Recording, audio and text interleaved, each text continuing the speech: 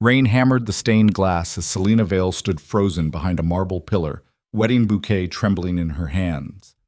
Through the ballroom door, she could hear Preston Hale, her golden boy fiancé, laughing with his best man about the bet. $10,000 to make some nobody waitress fall in love and marry him in 3 months. The trust fund would transfer tomorrow. Then he'd destroy her publicly and walk away.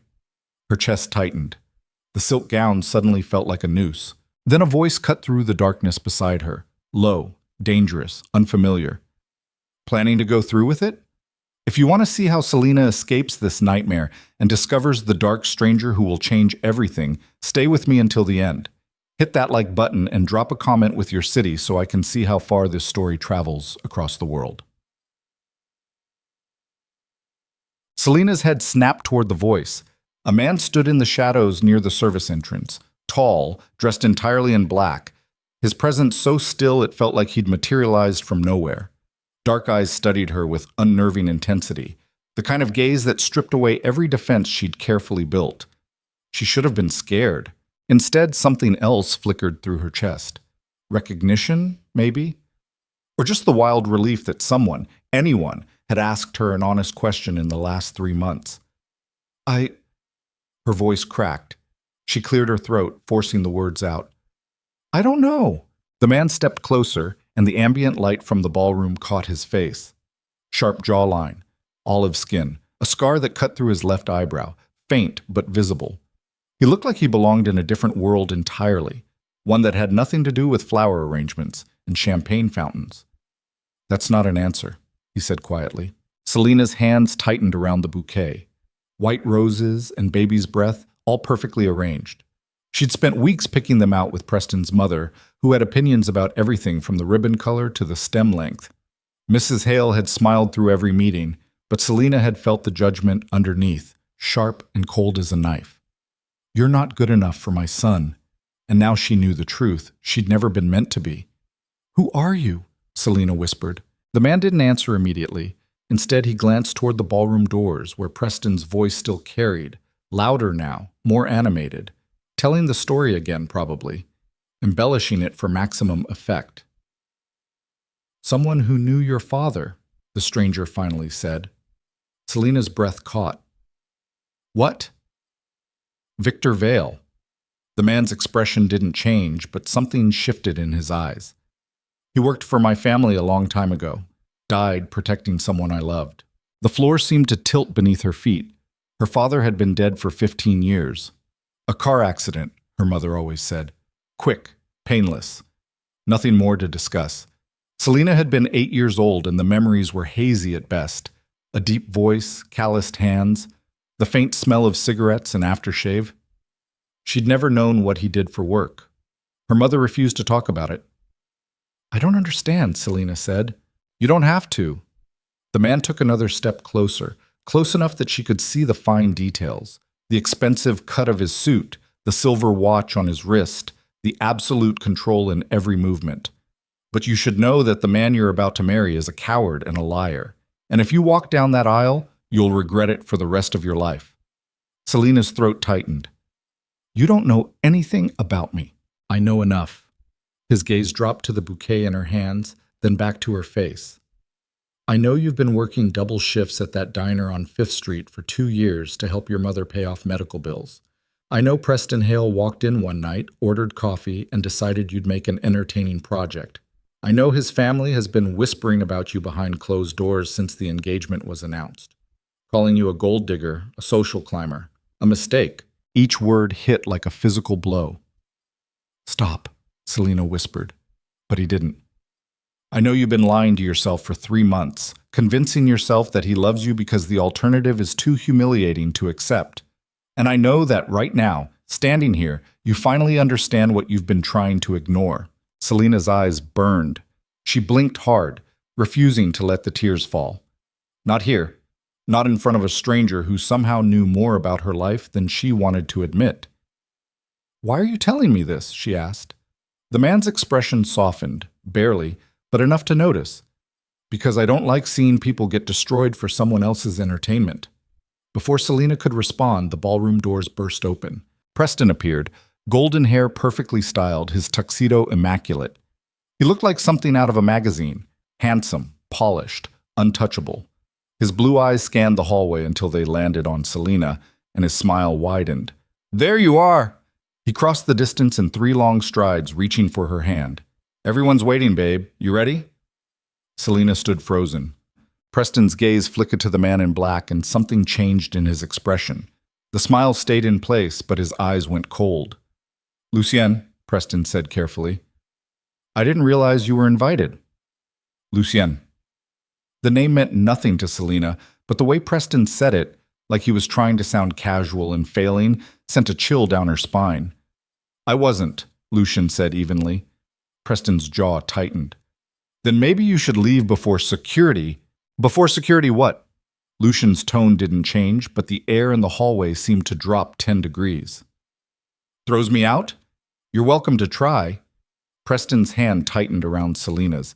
She could feel his pulse hammering through his palm, could see the faint sheen of sweat forming at his hairline. He was scared.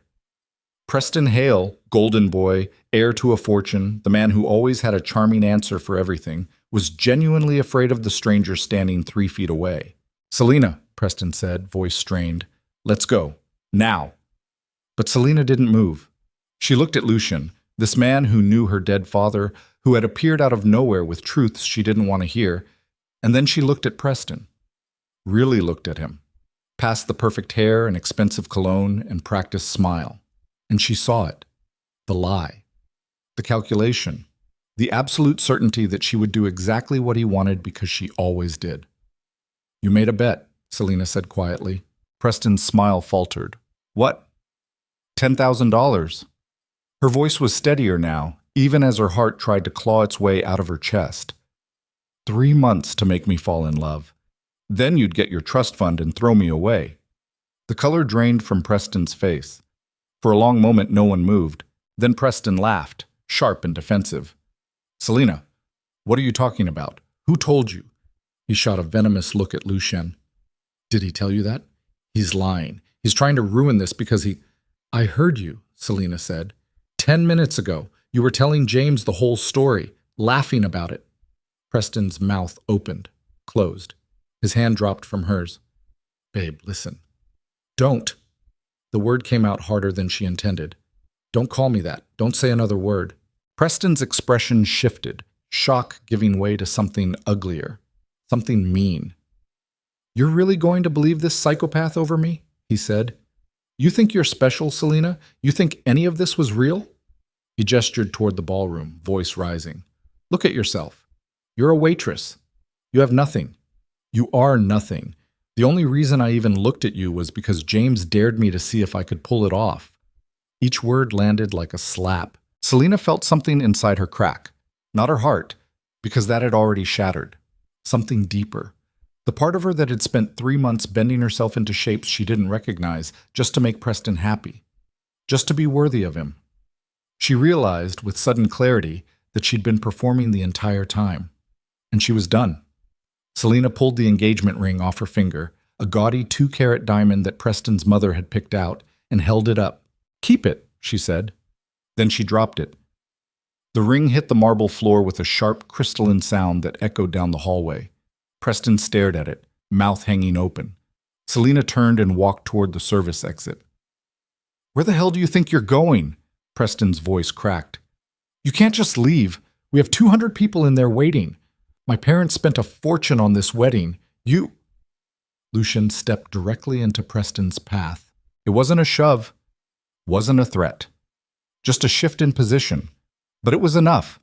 Preston stumbled backward, nearly tripping over his own feet. "Move," Preston snarled. Lucien didn't. "Touch her again," Lucien said quietly, "and you'll regret it." Preston's face flushed red. "Do you know who I am? Do you have any idea what my family can do to you?" "Yes," Lucien said. "Do you know who I am?" The question hung in the air. Preston opened his mouth, then closed it. Something flickered across his face. Fear, maybe. Or recognition. Lucien turned and walked after Selena without another word. Selena made it halfway down the service corridor before the adrenaline wore off and her knees buckled. She caught herself against the wall, gasping for air. The corset beneath the wedding gown suddenly felt like it was crushing her ribs. Her vision blurred. She couldn't tell if she was going to throw up or pass out, or both. Footsteps approached from behind. "Breathe," Lucien's voice said. "Calm, steady. In through your nose, out through your mouth." Selena tried to follow the instruction, but her chest wouldn't cooperate. The panic had its claws in her now, sharp and relentless. She felt a hand on her shoulder, warm, grounding. "Again," Lucien said. "You're not dying. You're just feeling everything at once." Somehow, that helped. Selena forced herself to slow down. One breath, then another. The edges of her vision started to clear. When she finally looked up, Lucien was standing beside her, patient and unmoved. "Why did you come here?" Selena asked hoarsely. "I told you." "No." She shook her head. "Why tonight? Why now? If you knew my father, if you knew what Preston was doing, why wait until the last second?" Lucien's jaw tightened. "I didn't know until 2 days ago. Someone sent me information about the bet. By the time I confirmed it was real, you were already standing at the altar. Who sent you the information? Does it matter?" "Yes," Selena said. "It does." Lucien studied her for a long moment. Then he pulled a folded piece of paper from his jacket pocket and handed it over. Selena unfolded it with trembling hands. It was a photocopy of a bank transfer.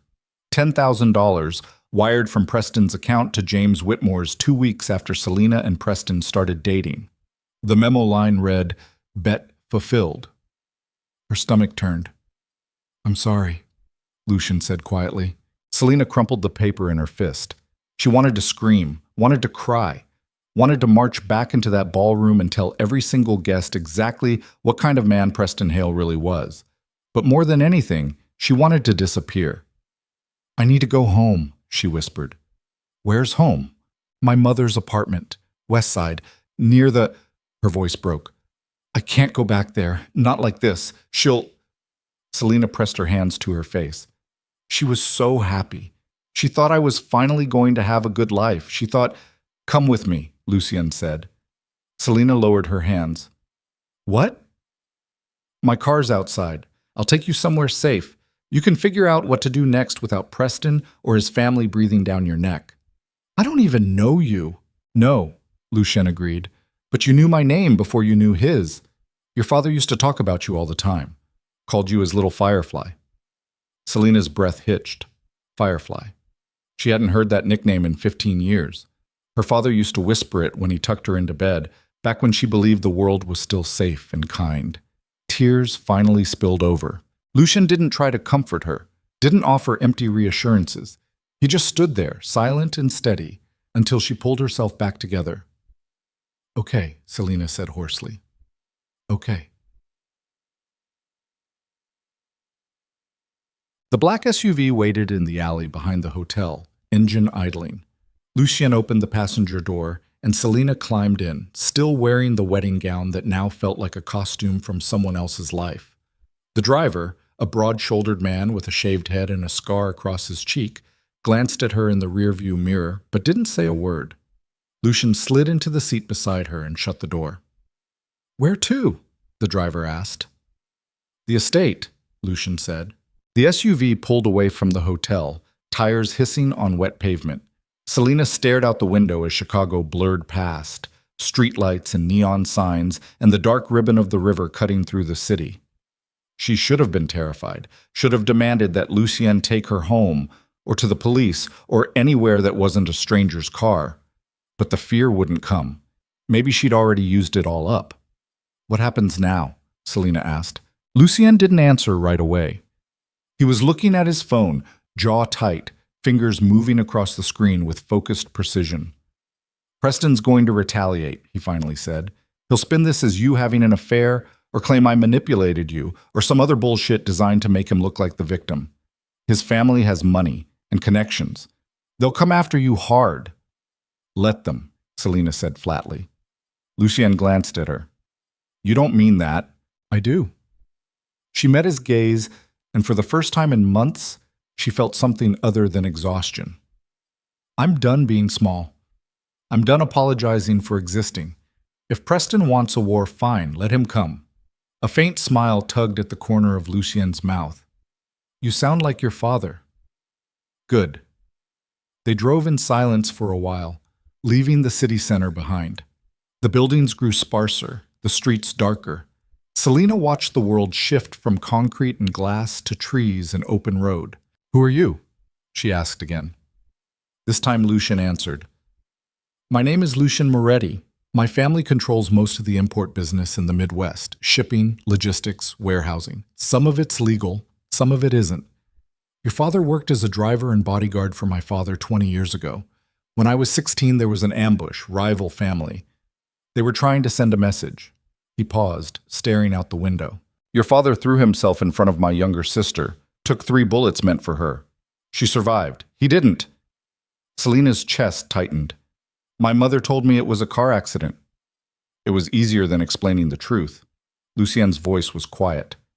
After he died, my father made sure your mother received a settlement, enough to cover the funeral and pay off her debts.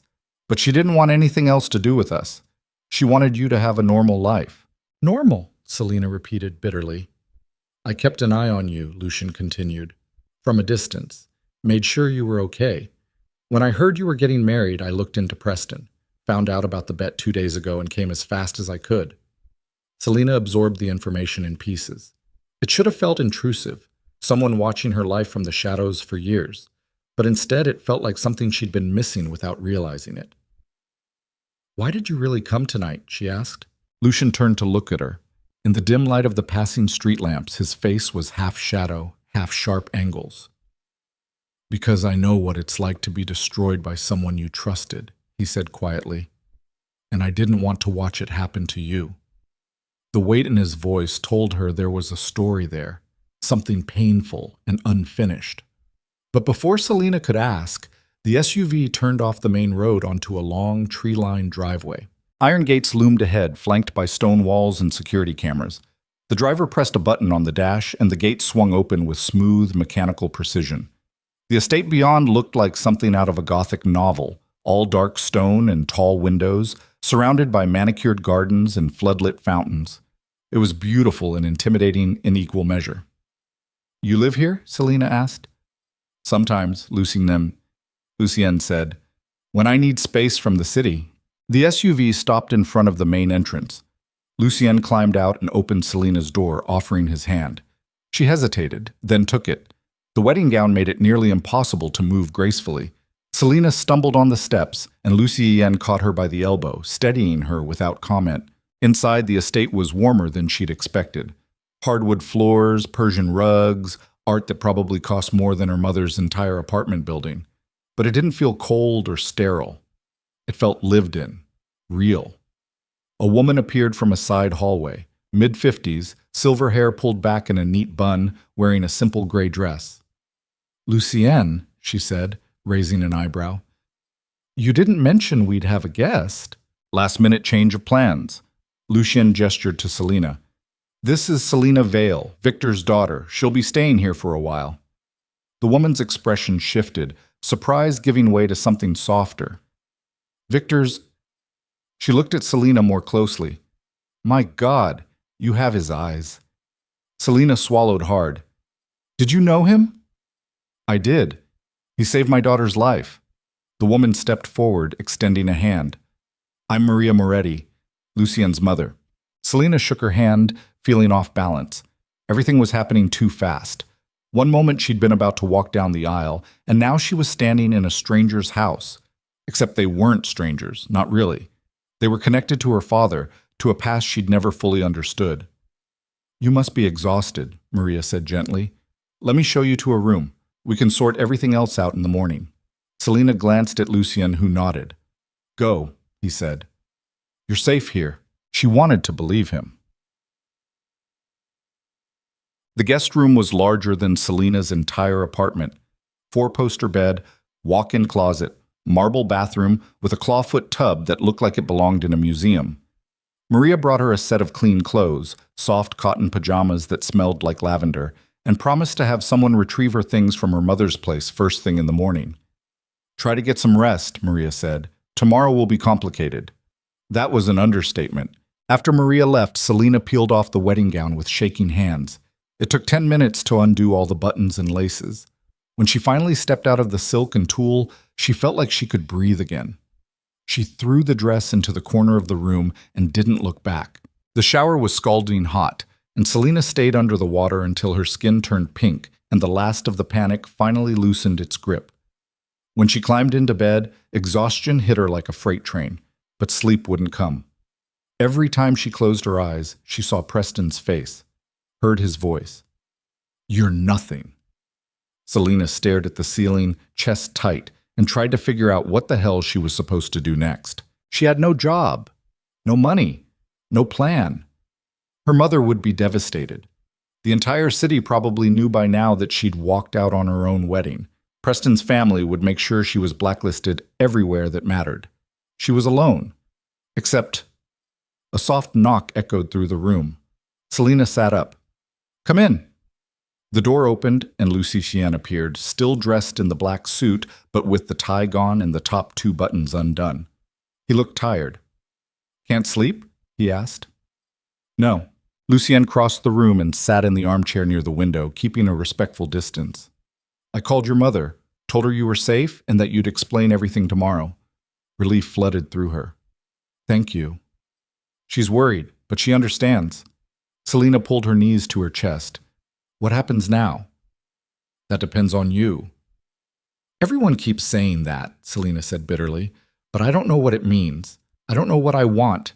I don't even know who I am anymore." Lucien leaned forward, elbows on his knees. "You're the woman who walked away from a man who treated her like garbage. That's something." "Is it?" "Yes." His voice was firm. "Most people don't have that kind of courage." Selena looked at him, really looked. The sharp features, the scar, the weight he carried in his shoulders. "Why are you doing this? You don't owe me anything."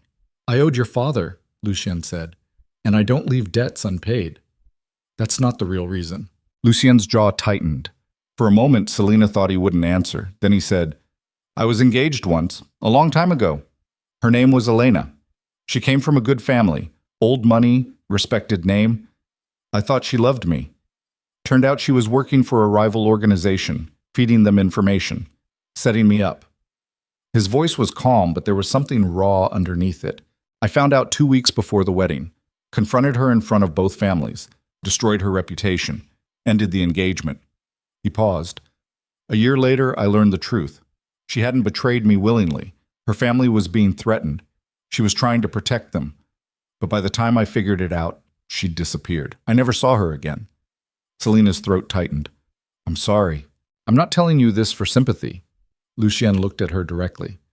"I'm telling you because I know what it's like to be manipulated by someone you trust, and I didn't want to stand by and let it happen to someone else." The silence stretched between them, heavy but not uncomfortable. "What happened to her?" Selena asked quietly. "I don't know," Lucien admitted. I looked for years. Either she's hiding, or—" He didn't finish the sentence. Selena hugged her knees tighter. "You think she's dead?" "I think she deserved better than what I gave her." The honesty in his voice cracked something open inside Selena's chest. She understood suddenly why Lucien had stopped the wedding, why he'd risked showing up at the hotel, knowing it would cause chaos. He wasn't just repaying a debt, he was trying to save someone he couldn't save before. "Thank you," Selena said softly. Lucien stood, running a hand through his dark hair. "Try to get some sleep. We'll figure out the rest tomorrow." He was halfway to the door when Selena spoke again. "Lucien?" He turned. "What if Preston comes after me?" Lucien's expression didn't change, but something dangerous flickered in his eyes. "He won't," Lucien said quietly. "But if he tries, he'll regret it." Then he left, closing the door softly behind him. Selena lay back down, staring at the ceiling. For the first time in hours, she felt something other than fear. She felt protected, and maybe, just maybe, that was enough for now. But morning came too fast.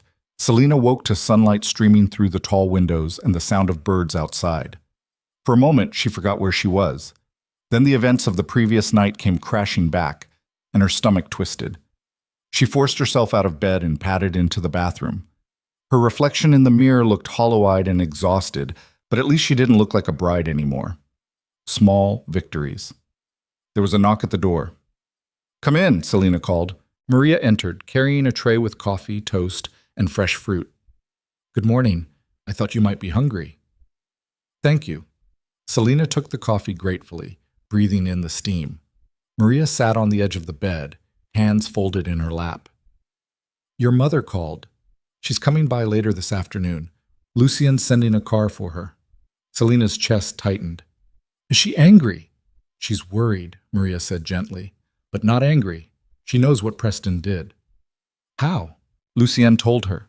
Maria paused. "He also told her about your father, about what really happened." Selena set the coffee down, hands shaking. "What did she say?" "That she should have told you the truth a long time ago." The words settled over Selena like a weight. She didn't know whether to feel relieved or betrayed, maybe both. "Lucien's downstairs," Maria continued. "He wants to talk to you about Preston. The Hale family is already making moves." Of course they were. Selena finished the coffee, got dressed in the clothes Maria had left for her, simple jeans and a sweater that fit surprisingly well, and headed downstairs. She found Lucien in what looked like a study, surrounded by dark wood bookshelves and a massive desk covered in papers.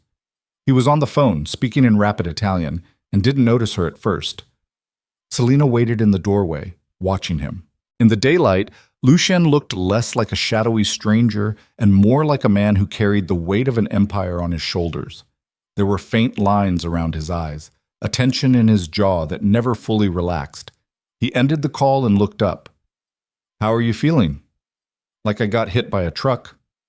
Selena stepped into the room. "What's happening?" Lucien gestured to a chair and she sat. "Preston's family put out a statement this morning," he said.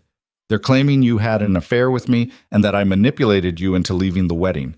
They've hired a PR firm and a lawyer. They're planning to sue for damages related to the wedding expenses." Selena's stomach dropped. "Can they do that?" "They can try." Lucien leaned back in his chair, expression unreadable. "But they're going to lose." "How do you know?" "Because I have the receipts." He slid a folder across the desk. Bank transfers, text messages, testimony from James Whitmore, Preston's best man. He's willing to confirm the bet in exchange for immunity from any blowback. Selena opened the folder, scanning the documents. It was all there. Every cruel, calculated detail of Preston's plan laid out in black and white. "Why would James turn on him?" she asked. "Because I made him an offer he couldn't refuse," Lucien said simply. "Preston threw him under the bus this morning, claimed James made the whole thing up. James didn't appreciate that." Selena closed the folder. "So what do? We fight back." Lucien's voice was calm but edged with something sharp. "We release the evidence. We destroy Preston's credibility before he can destroy yours. And we make sure the Hale family understands that coming after you means coming after me." Selena's throat tightened. "Why would you do that? This isn't your fight." Lucien's gaze locked onto hers. "Yes, it is." The certainty in his voice sent a shiver down her spine. Before Selena could respond, the study door burst open. A young woman, early 20s, dark curls, sharp brown eyes, stormed in, holding a tablet. "Lucien, have you seen—" She stopped mid-sentence, staring at Selena. "Oh, you're her."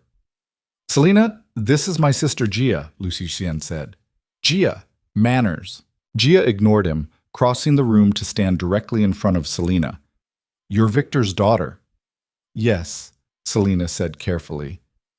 Gia's expression softened. "He saved my life. I was 6 years old. I don't remember much, but I remember him. He called me Piccola Stella, little star." Selena's eyes burned. She blinked hard, refusing to cry again. "He sounds like he was a good man," Gia said quietly. "He was," Selena managed. Gia straightened, turning to Lucien. "Preston's on every news channel. He's crying to anyone who'll listen. It's pathetic." Lucien's jaw tightened. "Let him talk. We'll release the evidence tonight." "And if his family retaliates?" "They will," Lucien said. "But they'll lose." Gia grinned. "Good. I hate the Hales." She left as quickly as she'd arrived, leaving Selena feeling like she'd just been hit by a whirlwind. She's intense, Selena said. She's family, Lucien corrected. You'll get used to her. Selena wasn't sure she believed him. The rest of the morning passed in a blur. Lucien's lawyers arrived, along with a crisis management team that moved through the estate like a military operation. Selena gave her statement, signed documents, and watched as Lucien orchestrated a counterattack with terrifying precision. By noon, the evidence was ready to go public. By 1 o'clock, Selena's mother arrived. Papa teammate. Rebecca Vale looked smaller than Selena remembered. Thinner. Older. She stood in the foyer of the estate with wide eyes, clutching her purse like a lifeline. Mom? Selena said, crossing the room. Rebecca pulled her into a fierce hug. Are you okay? I'm fine. Lucien told me everything. Rebecca pulled back, gripping Selena's shoulders. I'm so sorry, I should have... Her voice broke. I should have told you the truth about your father. I thought I was protecting you. It's okay, Selena said, even though she wasn't sure it was. Rebecca's gaze drifted past Selena to where Lucien stood, watching from the doorway. Mrs. Vale, Lucien said quietly. Rebecca's expression shifted. Grief, gratitude, something else Selena couldn't name. You look just like your father. Lucien nodded but didn't respond. Thank you, Rebecca said, for stopping the wedding, for protecting her. I owed Victor that much. You owed him nothing, Rebecca said firmly. He made his choice. But I'm grateful anyway. The tension in the room was thick enough to cut. Selena cleared her throat. Mom, can we talk? Privately. Rebecca nodded and they moved to one of the sitting rooms down the hall. As soon as the door closed, Rebecca broke down. I thought I was doing the right thing, she sobbed. I thought if you didn't know about Victor's work, you'd have a chance at a normal life. I didn't want you caught up in all of this. She gestured vaguely at the estate. Selena sat beside her mother, taking her hand. I'm not angry. You should be. Maybe, Selena admitted, but I'm too tired to be angry right now. Rebecca wiped her eyes. What are you going to do? I don't know yet. Selena stared out the window at the sprawling gardens. But I know I'm not going back to Preston, and I'm not going to hide. Rebecca squeezed her hand. Your father would be proud of you. Selena wasn't sure about that, but she wanted to believe it. The evidence went live at 6 o'clock that evening. Selena watched from the study as the story exploded across social media. Bank transfers. Screenshots of text messages, a video confession from James Whitmore, looking pale and terrified as he confirmed every detail of the bet. Within an hour, Preston's carefully curated image was in ruins. Within 2 hours, the Hale family's lawyers released a statement claiming the evidence was fabricated. Within 3 hours, 2 major investors pulled out of Hale Industries, citing ethical concerns. Lucien stood beside Selena, arms crossed, watching the fallout with quiet satisfaction. This isn't over, he said. Preston won't go down quietly. I know, Selena said. Are you ready for that? Selena thought about the last 24 hours. The wedding that never happened. The man who had lied to her for months. The stranger who had appeared out of nowhere and turned her entire world upside down.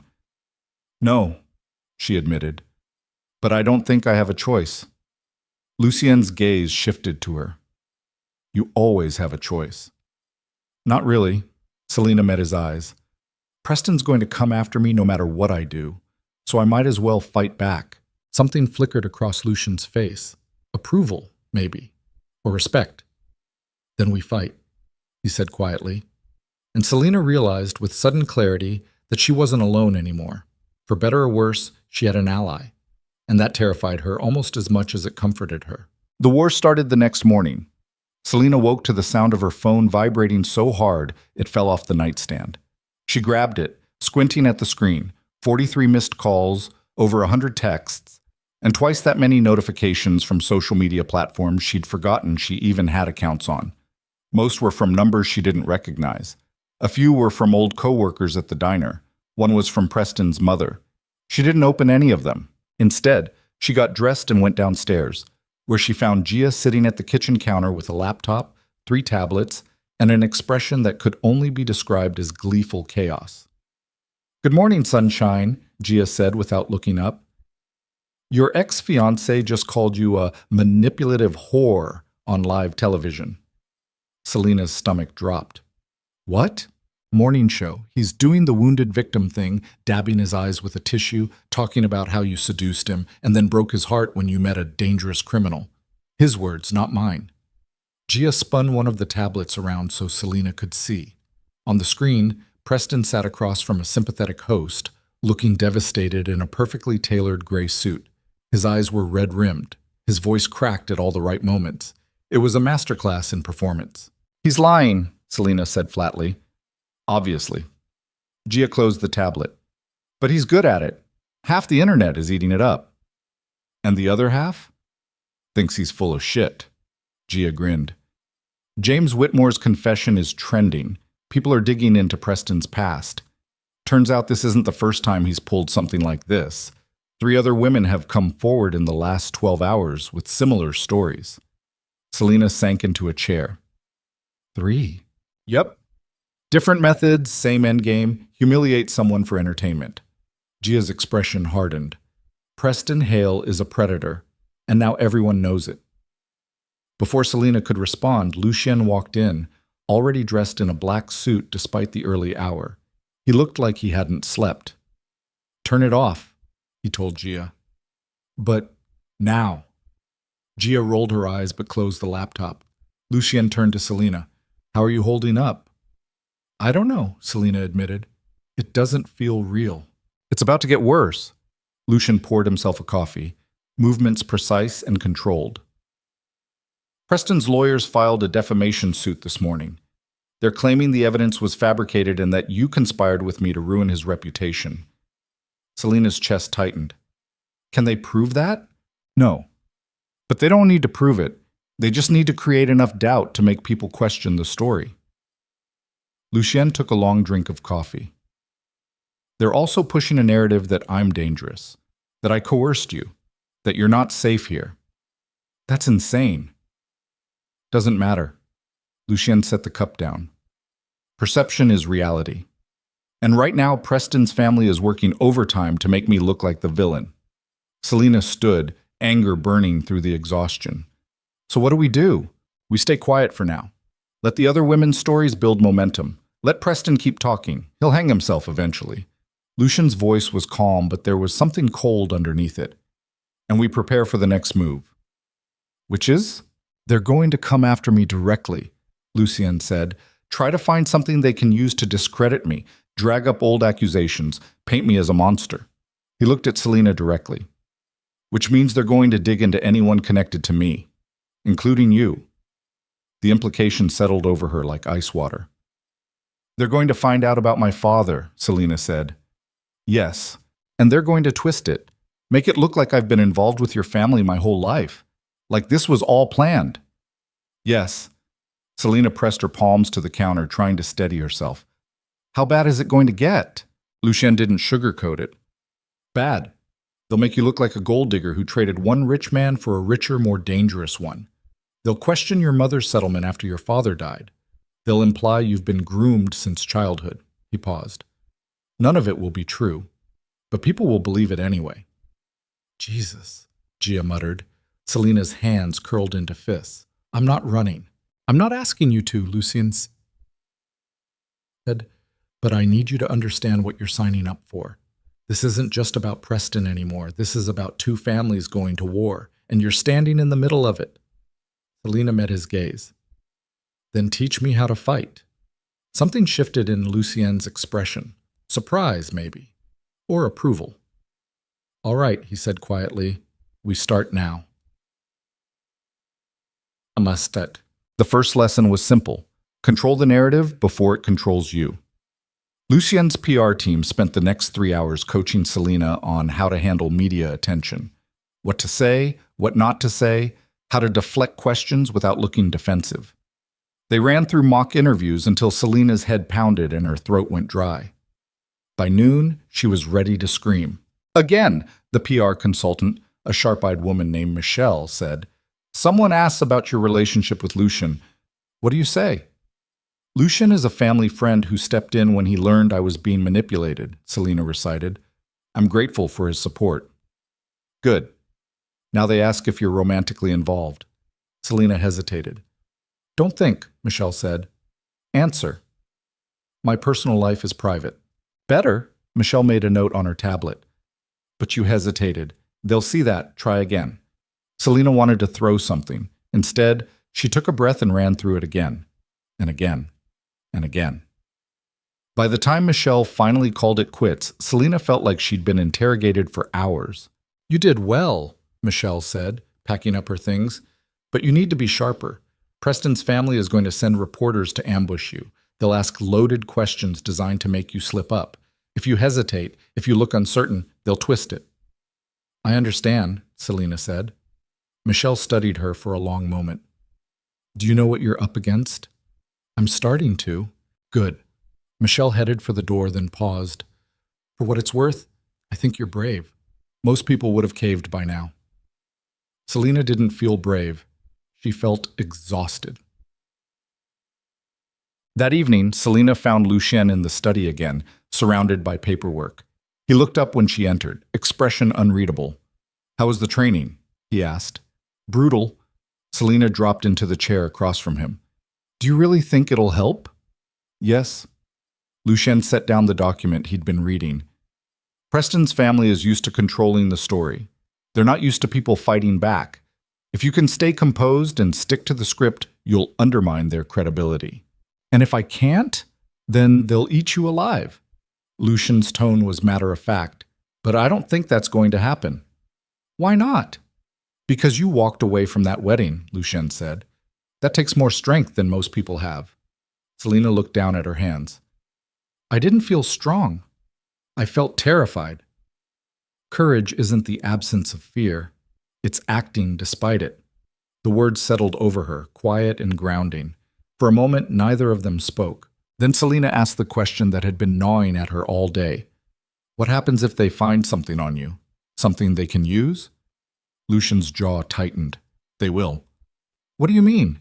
He leaned back in his chair, eyes distant. I've done things I'm not proud of. Made decisions that hurt people.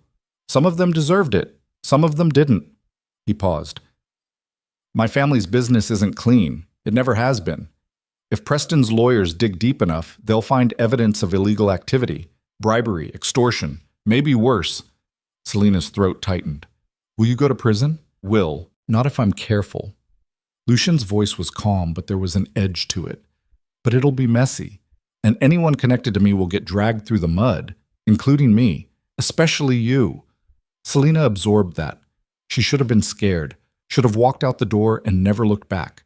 But instead, she felt something else. Anger. Defiance. Let them come, she said quietly. Lucien's gaze sharpened. You don't mean that. I do. Selina leaned forward. I'm done being treated like I'm breakable. I'm done letting people like Preston decide what I'm worth. If they want to come after me, fine, but I'm not going to make it easy. Lucien studied her for a long moment. Then, slowly, he smiled. A real smile, not the cold, controlled mask he usually wore. You really do sound like your father, he said. Selina smiled back, even though it hurt. Good. The next blow came 2 days later. Selina was in the garden with her mother when Gia came running outside, tablet in hand. You need to see this, Gia said, breathless. Selina's stomach sank. What now? Gia pulled up a news article and handed over the tablet. The headline read, Heiress or Hustler? Selina Vale's secret connection to Chicago's most dangerous crime family. Selina's blood went cold. The article was brutal. It outlined her father's work for the Moretti family, the settlement her mother received after his death, and the fact that Lucien had been monitoring Selina for years. It framed the entire story as a calculated long game. Selina using Preston to get close to wealth, then pivoting to Lucien when a better opportunity presented itself. There were photos, old ones of her father standing beside Lucien's father, recent ones of Selina entering the Moretti estate, even a grainy shot of her and Lucien in the garden, taken from a distance. How did they get these? Selina whispered. Doesn't matter, Gia said. It's out there now. Rebecca grabbed the tablet, scanning the article with shaking hands. This is insane. Victor he wasn't. She looked at Selena, eyes wide. You have to respond. You have to tell them the truth. The truth won't matter, Selena said quietly. They've already decided who I am. Then we make them see differently, Rebecca insisted. But Selena knew better. She handed the tablet back to Gia and walked inside, her mother calling after her. Lucienne was waiting in the study, arms crossed, face carved from stone. I'm sorry, he said. Selena shook her head. Don't. You warned me this would happen. That doesn't make it easier. No. Selena sank into a chair. But it's done. So what do we do now? Lucien was quiet for a moment. Then he said, We hold the line. We don't give them anything they can use. We wait for them to overplay their hand. And if they don't? They will. Lucien's voice was certain. Preston's desperate. Desperate people make mistakes. Selena wanted to believe him. The breaking point came 4 days later. Selena was alone in the library when her phone rang. Unknown number. She almost didn't answer, but something made her pick up. Hello? Selena. Preston's voice was smooth, familiar, and it made her skin crawl. I was hoping we could talk. She should have hung up immediately. Instead, she said, There's nothing to talk about. I think there is. Preston's tone shifted, softer, almost pleading. Look, I know things got out of hand. I know I hurt you, but what you're doing with Lucien, it's only going to make things worse. For who? Selena asked coldly. You? For both of us. Preston sighed, and it sounded genuine. The lawyers are tearing us apart. The media's having a field day. My family's threatening to cut me off entirely. Is that what you want? To destroy each other? You destroyed me first, Selena said. I made a mistake, Preston admitted. A terrible, stupid mistake. But I'm trying to fix it.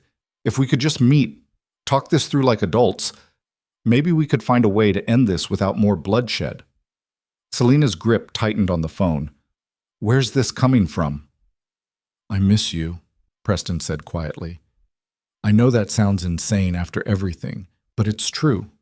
I didn't realize what I had until it was gone. For a moment, just a moment, Selena almost believed him. Then she remembered the sound of his laughter in that hallway, the cruel edge in his voice when he called her nothing. Go to hell, Preston, she said.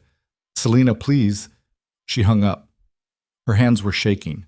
She set the phone down and tried to breathe through the adrenaline spike. The door opened behind her. Who was that? Lucien's voice was quiet, but there was steel underneath. Preston, Selena said without turning around. He wanted to meet. Said he wants to end this peacefully. It's a trap. I know. Lucien crossed the room, standing close enough that she could feel the heat radiating off him. What did you tell him? To go to hell. Good. Lucien's voice softened slightly. But he's not going to stop. If he's calling you directly, it means his family's losing control of him. He's acting on his own now. Is that worse? Much worse. Lucien turned her gently to face him. Desperate men do unpredictable things. You need to be careful. Selena looked up at him.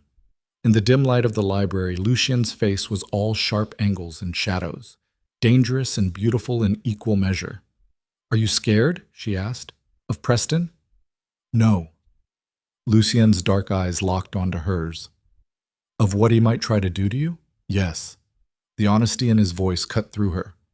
I can take care of myself, Selena said. I know you can. Lucien's hand moved to her shoulder, warm, steady, grounding. But you don't have to do it alone. Something shifted between them in that moment. A line crossed, maybe. Or just acknowledged for the first time. Selena's breath caught. Before she could say anything, the door burst open again. Gia stood there, face pale. We have a problem. The problem was a video. It had been posted anonymously to a dozen social media platforms simultaneously, timed to hit maximum exposure during evening news cycles. The footage was grainy, shot from a distance, but clear enough to make out faces. It showed Selena and Lucien in the garden 3 nights earlier, standing close, talking in low voices. The angle made it look intimate, secretive. At one point, Lucien's hand touched her arm, and the camera zoomed in. The caption read, "Caught, Selena Vale and Mafia Boss. Lucien Moretti in secret rendezvous. How long has this been going on?" Within an hour, it had been viewed 2 million times. Within 2 hours, every major news outlet was covering it. Selena watched the video loop on Gia's laptop, stomach churning. "It's nothing," she said. "We were just talking." "Doesn't matter what it actually was," Gia said grimly. "It looks like you two are having an affair, and Preston's lawyers are going to use it to claim you left him for Lucien, which validates their entire narrative." Lucien stood by the window, jaw clenched, radiating barely contained rage. "Who took this?" he asked quietly. "Security is reviewing footage now," Gia said. "But whoever it was, they knew where to position themselves. This wasn't some random paparazzo. This was planned." "Preston," Selena said. "Or someone working for his family," Lucien agreed. "They've been watching the estate, waiting for an opportunity." Selena's hands curled into fists. "So what do we do?" "We release a statement," Gia said. "Something neutral. Ms. Vale is staying with the Moretti family as a guest while dealing with personal matters. Any suggestion of impropriety is false and defamatory." "That won't be enough," Lucien said. "Then what?" Gia demanded. Lucien turned from the window, and there was something dark in his expression, something dangerous. "We go on the offensive," he said quietly. "We stop playing defense and we hit back, hard." "How?" Selena asked. Lucien looked at her. "By giving them exactly what they're afraid of." The plan was insane, but Selena agreed to it anyway. The next morning, Lucien's PR team arranged an exclusive interview with a major network. Not a puff piece. A real, hard-hitting sit-down with a journalist known for asking uncomfortable questions. And both Selena and Lucien would appear together. "This is a terrible idea," Michelle said for the 5th time as she prepped them. "You're going to look guilty just by sitting next to each other." "We already look guilty," Lucien said. "This is about controlling the story before Preston does." "And if they ask about your relationship?" "We tell the truth," Selena said. Michelle stared at her. "Which is?" Selena glanced at Lucien. "Chien." He nodded slightly. "That Lucien is a family friend who helped me escape an abusive situation," Selena said. "That I'm grateful for his protection, and that anyone who has a problem with that can go fuck themselves." Michelle blinked, then she smiled. "Okay, we can work with that." The interview was scheduled for 2 days later. In the meantime, the pressure continued to build. Preston's family released another statement, calling Selena a homewrecker and demanding that Lucien be investigated for kidnapping and coercion.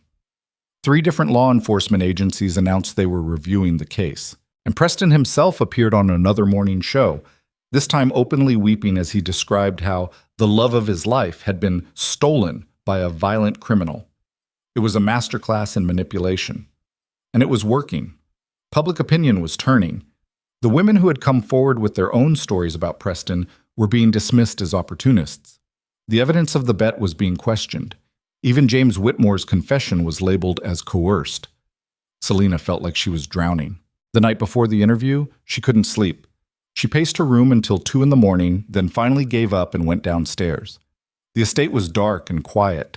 Selena wandered through the halls, eventually finding herself in the garden. The air was cool, the sky clear. Stars scattered across the darkness like broken glass. She heard footsteps behind her. "Can't sleep either?" Lucien's voice. Selena turned. He was dressed in dark pants and a loose shirt, hands in his pockets, looking as exhausted as she felt. "I keep thinking about tomorrow," she admitted. "Nervous?" Terrified. Lucien moved to stand beside her, both of them staring up at the sky. "You don't have to do this," he said quietly. "You can still walk away, go back to your old life, disappear. I'll make sure Preston leaves you alone." "No, you won't," Selena said, "because he won't stop. He'll keep coming after me until he destroys me or gets bored, and I'm done running." Lucien looked at her. "This isn't your fight." "Yes, it is." Selena met his gaze. "You said I always have a choice. Well, I'm choosing this. I'm choosing to fight back. I'm choosing—" She hesitated. "I'm choosing you." The words hung between them. Lucian's expression shifted, surprise maybe, or something deeper. You don't know what you're saying, he said quietly. Yes, I do. Selina took a step closer. I know you're dangerous. I know your world is violent and complicated. I know being with you means accepting things I never thought I'd have to accept. Then why? Because you see me, Selina said simply. Not as a waitress. Not as a project. Not as something to be fixed or saved or used. You just see me. And that's more than anyone else has ever done. Lucian stared at her, jaw tight, like he was fighting some internal battle. Then he reached out and cupped her face in his hands, rough palms, gentle touch. I can't promise you safety, he said. I can't promise you a normal life. All I can promise is that I will protect you with everything I have, and I will never lie to you.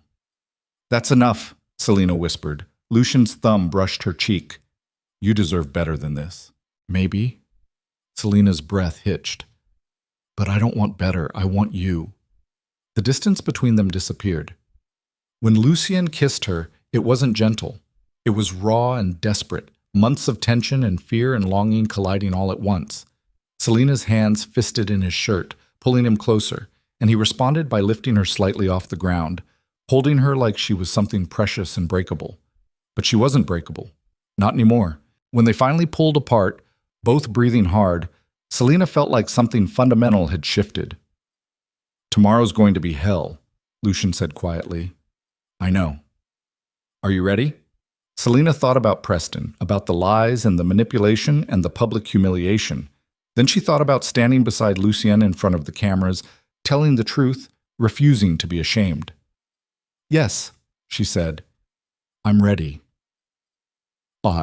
The interview took place in a neutral location, a sleek downtown studio with 2 bright lights and uncomfortable chairs. Selina sat beside Lucian, hands clasped in her lap, trying not to look as terrified as she felt. The journalist, a woman named Andrea Chen, known for her sharp questions and refusal to accept bullshit answers, sat across from them, expression neutral. Thank you both for being here, Andrea said as the cameras started rolling. I know this hasn't been an easy time for either of you. No, Selina said. It hasn't. Let's start with the obvious question, Andrea said. Selina, you were supposed to marry Preston Hale. Instead, you walked out of your own wedding and went home with Lucian Moretti, a man widely believed to be involved in organized crime. Can you explain what happened? Selina took a breath. Michelle's coaching echoed in her head. Control the narrative. Be honest. Don't apologize. I found out minutes before I was supposed to walk down the aisle that Preston had made a bet with his best man, Selina said. $10,000 to make me fall in love and marry him within 3 months. Once he received his trust fund, he planned to humiliate me publicly and end the relationship. Andrea's expression didn't change. And how did Lucian fit into this? Lucian's family knew my father, Selina said. My father died protecting Lucian's sister years ago. When Lucian learned what Preston was doing, he came to stop the wedding. Out of obligation? Selina hesitated. Then she said, At first, yes, but it became more than that. Andrea leaned forward slightly. So you're confirming that you and Lucian are romantically involved? Beside her, Lucian's hand found hers under the table. His grip was warm, steady. Yes, Selina said. The admission felt like stepping off a cliff. Andrea turned to Lucian. And you're aware that this makes you look like you orchestrated the entire situation, that you manipulated a vulnerable woman into leaving her fiancé? Lucian's voice was calm. I'm aware of what people think, but that's not what happened. Then what did happen? I saw a woman about to be destroyed by someone she trusted, Lucian said, and I did what I could to stop it. If that makes me look like the villain, so be it. Andrea studied him. Preston Hale's family claims you kidnapped Selina, that you're holding her at your estate against her will. That's a lie, Selina said sharply. I'm here because I choose to be. No one is forcing me to do anything. But you understand how it looks, Andrea pressed. A powerful man with alleged criminal connections swoops in, stops a wedding, and takes the bride home. It's not a stretch to question your agency in this situation. Selina's jaw tightened. I understand perfectly how it looks, but I'm not a victim. I'm not some helpless woman who needs to be rescued. I made a choice. and I'm standing by it. Andrea shifted tactics. Lucien, there are currently 3 separate investigations into your business practices. Federal agents have been asking questions about money laundering, extortion, and racketeering. Do you have any comment on that? Lucien's expression didn't change. My lawyers are cooperating fully with all legal inquiries. I'm confident that any investigation will find that my business operates within the bounds of the law. That's not a denial. It's the only statement I'm making. Andrea turned back to Selena. Do you understand the kind of world you're entering? The violence, the danger? Yes, Selena said. And you're okay with that? Selena looked at Lucien, then back at Andrea. I spent 3 months with a man who treated me like a game, she said quietly, who lied to me, manipulated me, and planned to destroy me for entertainment. Lucien has been nothing but honest with me since the moment we met. He's never pretended to be something he's not, and he's never asked me to be anything other than myself. Her voice grew stronger. So yes, I understand the risks. And yes, I'm choosing this anyway.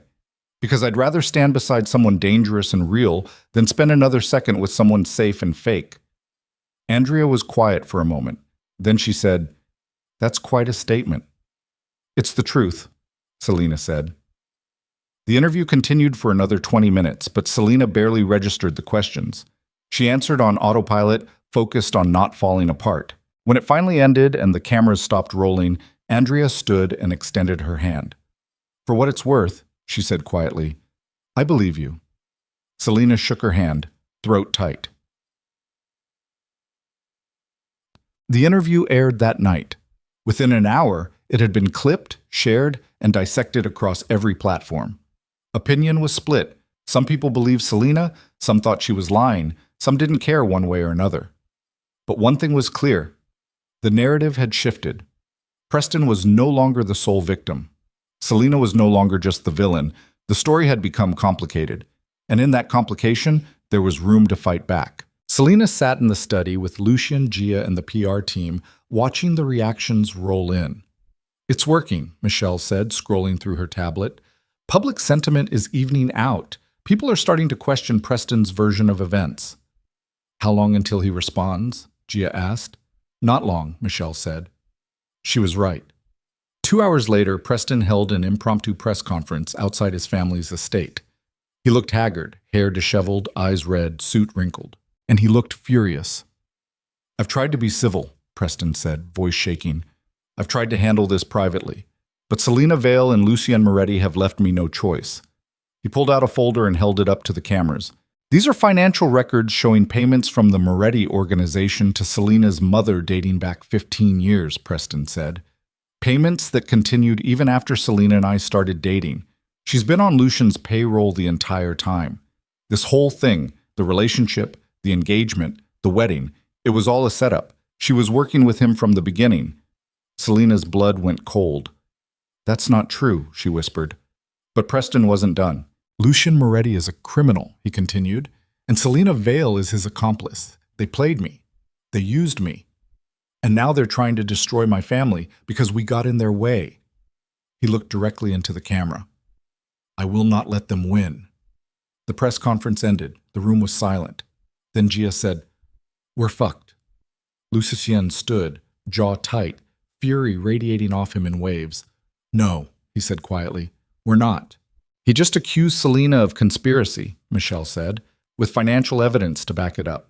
This changes everything. The payments were for my father's death, Selena said, voice shaking. They were part of the settlement. They weren't. I know, Lucien said. He turned to face her. But Preston's lawyers are going to twist it. They're going to make it look like you've been working for me for years. So what do we do? Lucien's expression was ice cold. We end this, he said. Tonight. They moved fast. Lucien made 3 phone calls, short, clipped in Italian. Then he turned to Gia. Get everything we have on the Hale family, he said.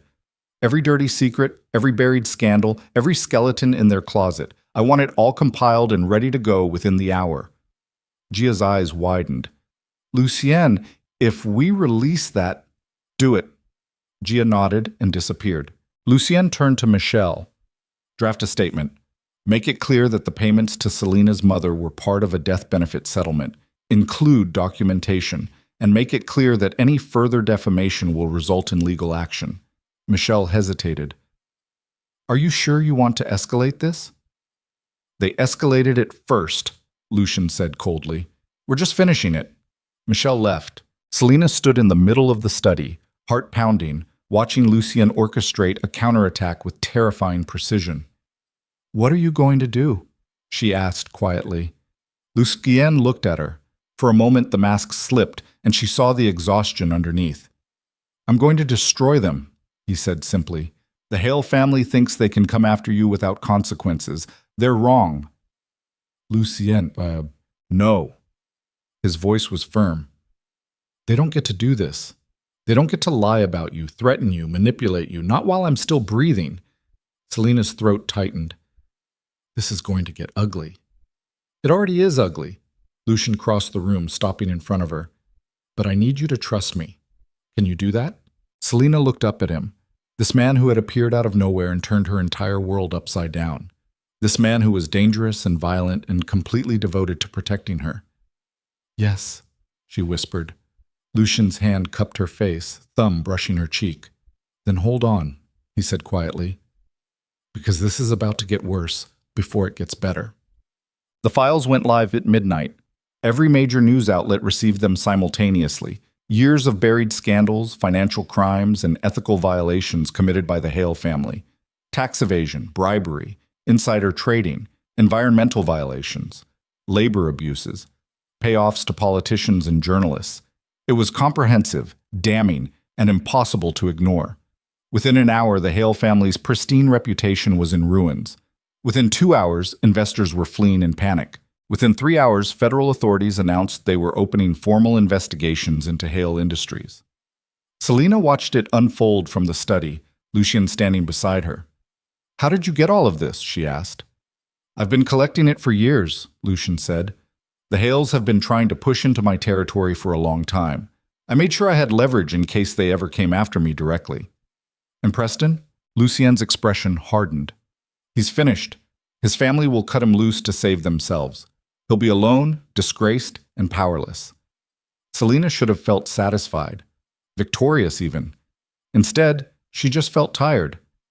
What happens now? She asked. We wait, Lucien said, and we see if Preston's smart enough to disappear quietly. But Selena had a sinking feeling that Preston wasn't smart.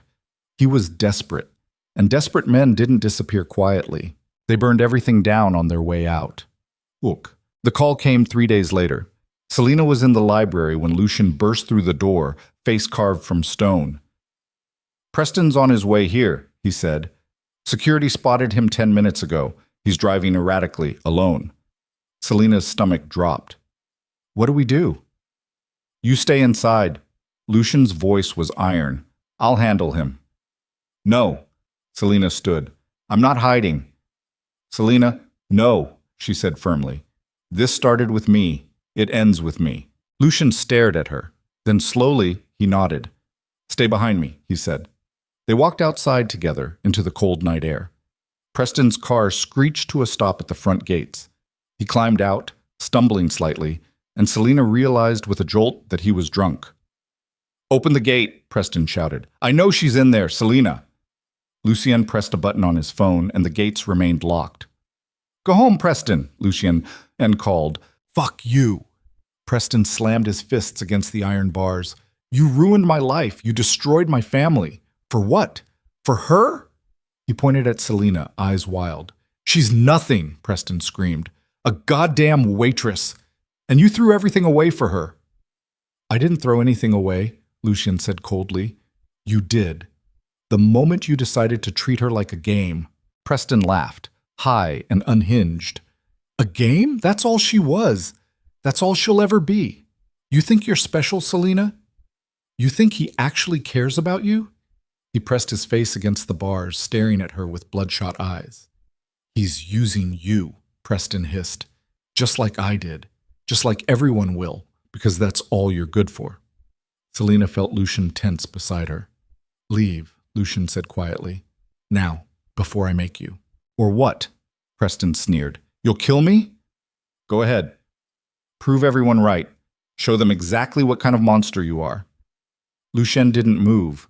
Preston's expression twisted. You want her? Fine. Keep her. But don't pretend you're any better than me. We're the same, Moretti. We both saw something we wanted, and we took it. No, Lucien said. We're nothing alike. Why? Preston demanded. Because you think you love her. Because I actually do. The words hung in the air. Preston stared. Then he started laughing again, broken, bitter. Then you're an idiot, he said.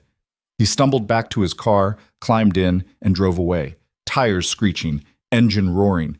Selina stood frozen, Lucien's words echoing in her head. I actually do. She turned to look at him. Lucien's face was unreadable. Did you mean that? Selina whispered. Lucien looked at her, really looked, and something in his expression cracked. Yes, he said quietly. I meant it.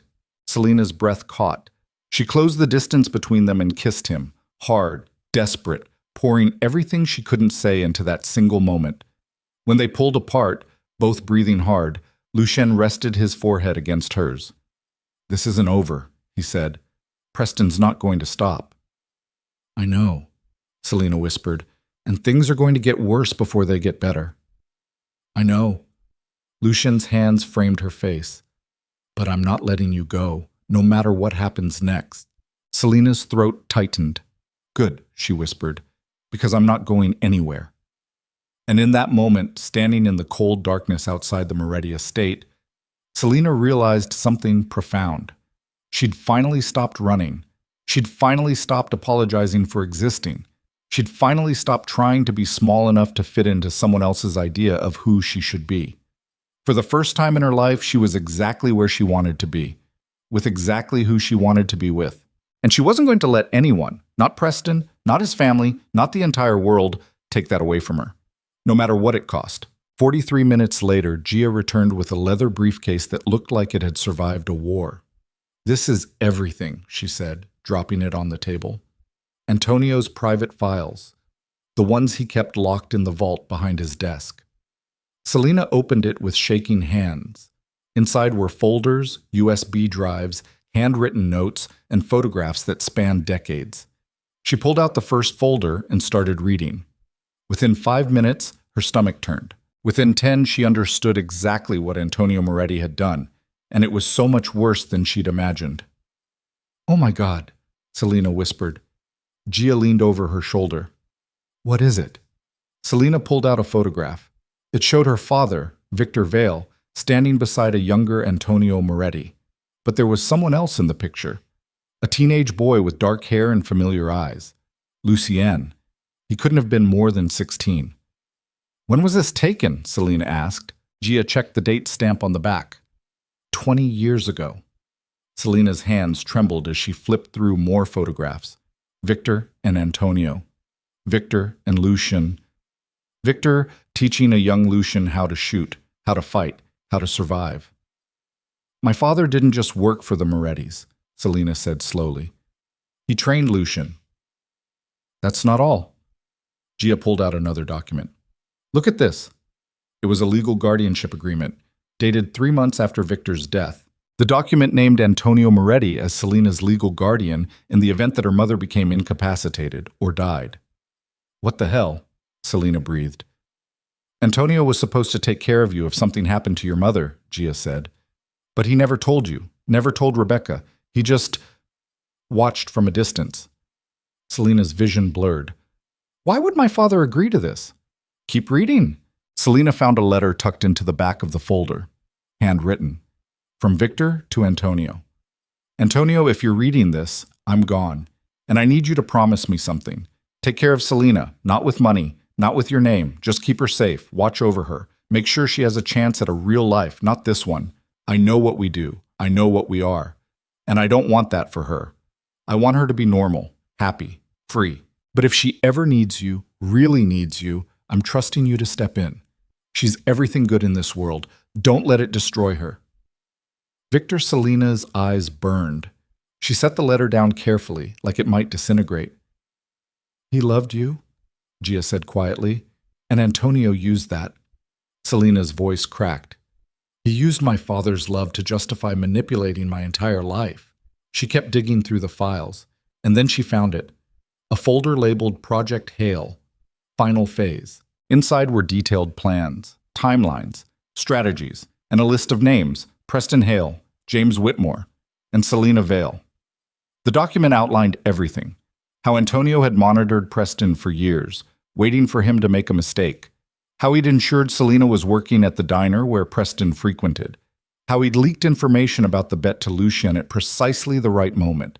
But there was something else, something that made Selena's blood run cold: a contingency plan. If Lucien refuses to intervene, or if initial approach fails, Elena Volkov will resurface with fabricated evidence of long-term conspiracy between Selena Vale and Moretti organization.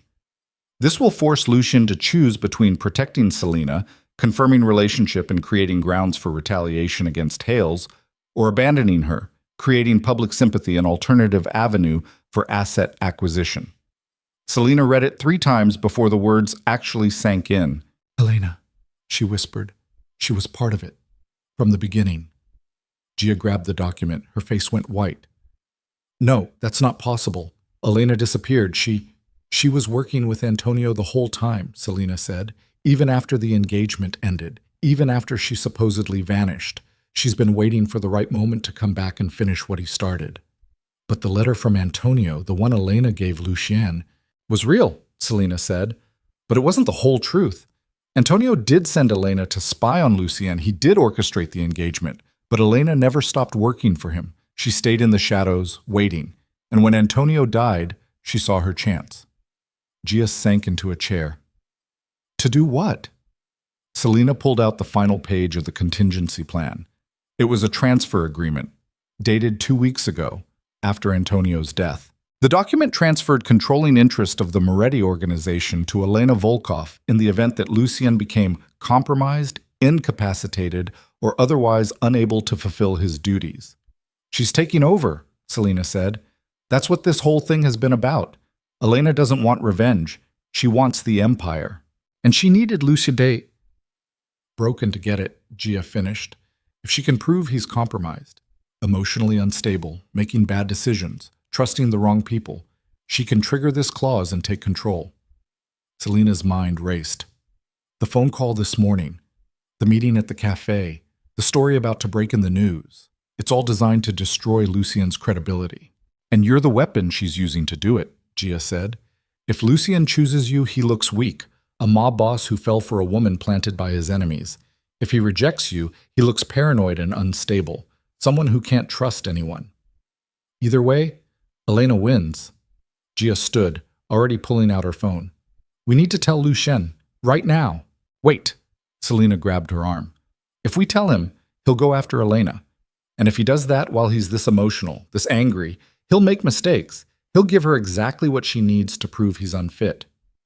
"So what do we do?" Selena stared at the files spread across the table, at the photographs of her father, at Antonio's careful plans, at Elena's endgame. "We beat her at her own game," Selena said quietly. "How?" "By giving her exactly what she wants." Selena looked up, and there was something fierce in her eyes. "Me." 30 minutes later, Selena stood outside Lucien's study. She could hear him inside, pacing, muttering to himself. The sound of glass shattering, a roar of frustration. He was falling apart. Selena took a breath and knocked. The pacing stopped. "I said I wanted to be alone." Lucien's voice was rough. "I know." Selena opened the door anyway. "But we need to talk." Lucien stood by the window, surrounded by broken glass and overturned furniture. He looked like hell, hair disheveled, shirt untucked, eyes red-rimmed and wild. "I don't want to hear it," he said without turning around. "Too bad." Selena stepped inside and closed the door. "Because I'm about to tell you something that's going to change everything." "More lies from Elena?" "The truth," Selena said. "The real truth. About your father, about Elena, about me." Lucien finally turned. His face was a mask of rage and pain. "I don't believe anything you say anymore." "Then don't believe me." Selena pulled out the briefcase and set it on the desk. "Believe this. She opened it and spread the documents across the surface. Lucian stared at them. Then he moved closer, scanning the pages with growing horror. "What is this?" he whispered. "Your father's contingency plan," Selena said. "The one he put in place before he died. The one Elena's been executing." Lucian picked up the transfer agreement with shaking hands. "This isn't real." "It is." Selena's voice was steady. "Elena never disappeared, Lucian. She's been working with your father the entire time, and now that he's gone, she's making her move to take over the organization." "No." Lucian shook his head. "My father wouldn't."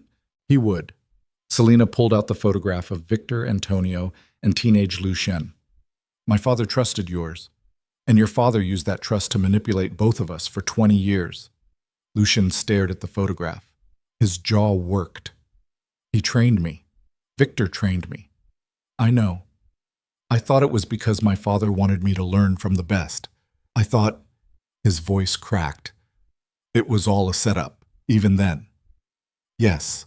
Lucian sank into the chair, face in his hands. For a long moment, he didn't move. Then he looked up, and his eyes were dead. "What does Elena want?" "Control," Selena said. "She's going to use the story that breaks in an hour to prove you're compromised. Then she'll invoke this clause and take over everything." "Let her." Selena's breath caught. "What?" "Let her take it," Lucian said flatly. "I don't want it anymore. This organization, this life, this legacy built on lies and manipulation, she can have all of it."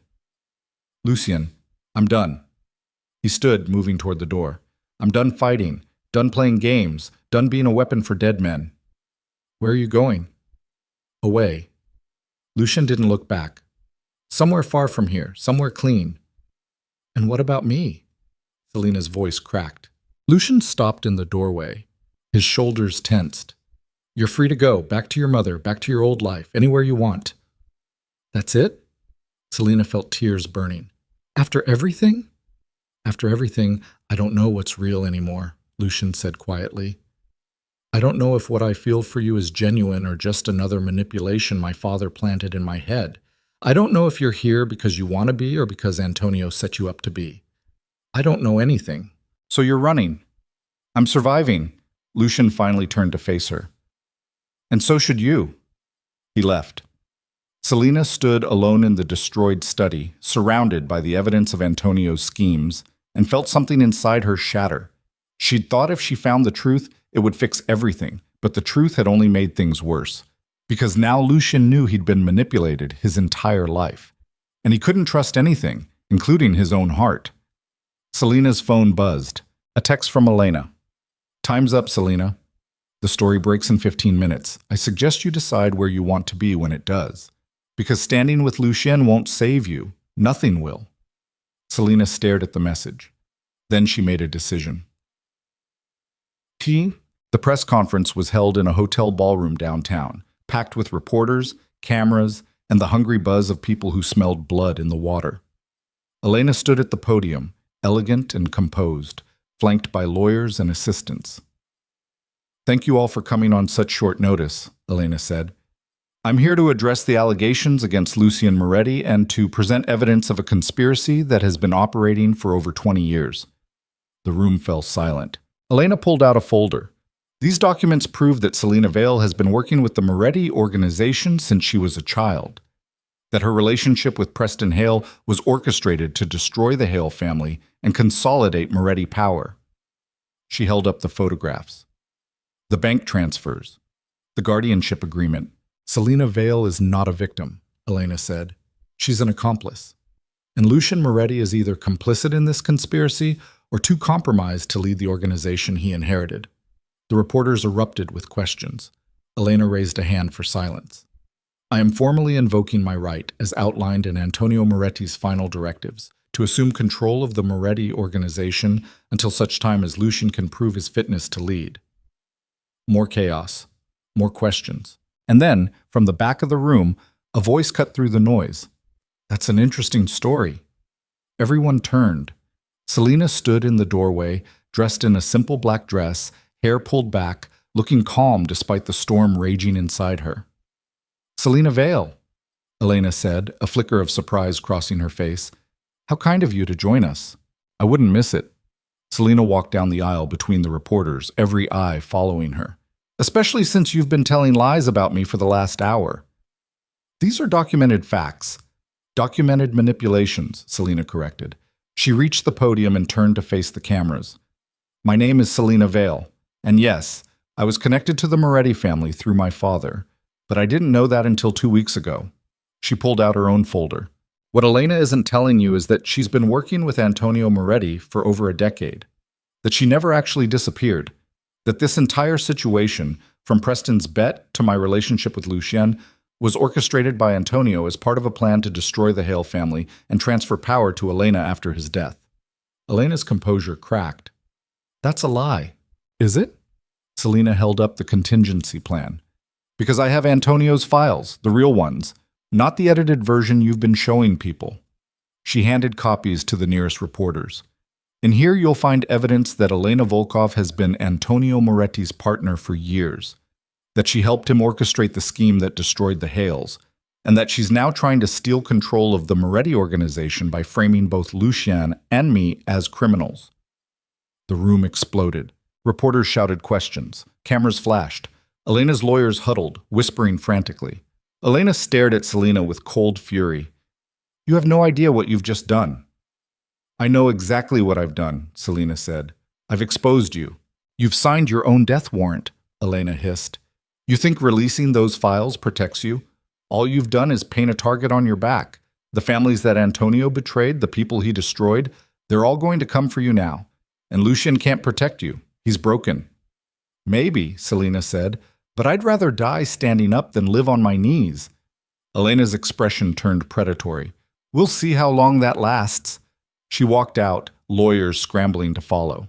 Selena stood at the podium facing the sea of reporters and cameras and forced herself to breathe. She'd just declared war on one of the most dangerous women in the criminal underworld. She'd exposed secrets that powerful people had killed to keep hidden, and she'd done it all without Lucien's protection. But she'd told the truth, and that had to count for something. Selena made it back to the estate just before midnight. The place was quiet, too quiet. Most of the staff had disappeared. The security detail had thinned. Even Gia was gone, leaving only a note that said, "Stay safe. I'll call when I can."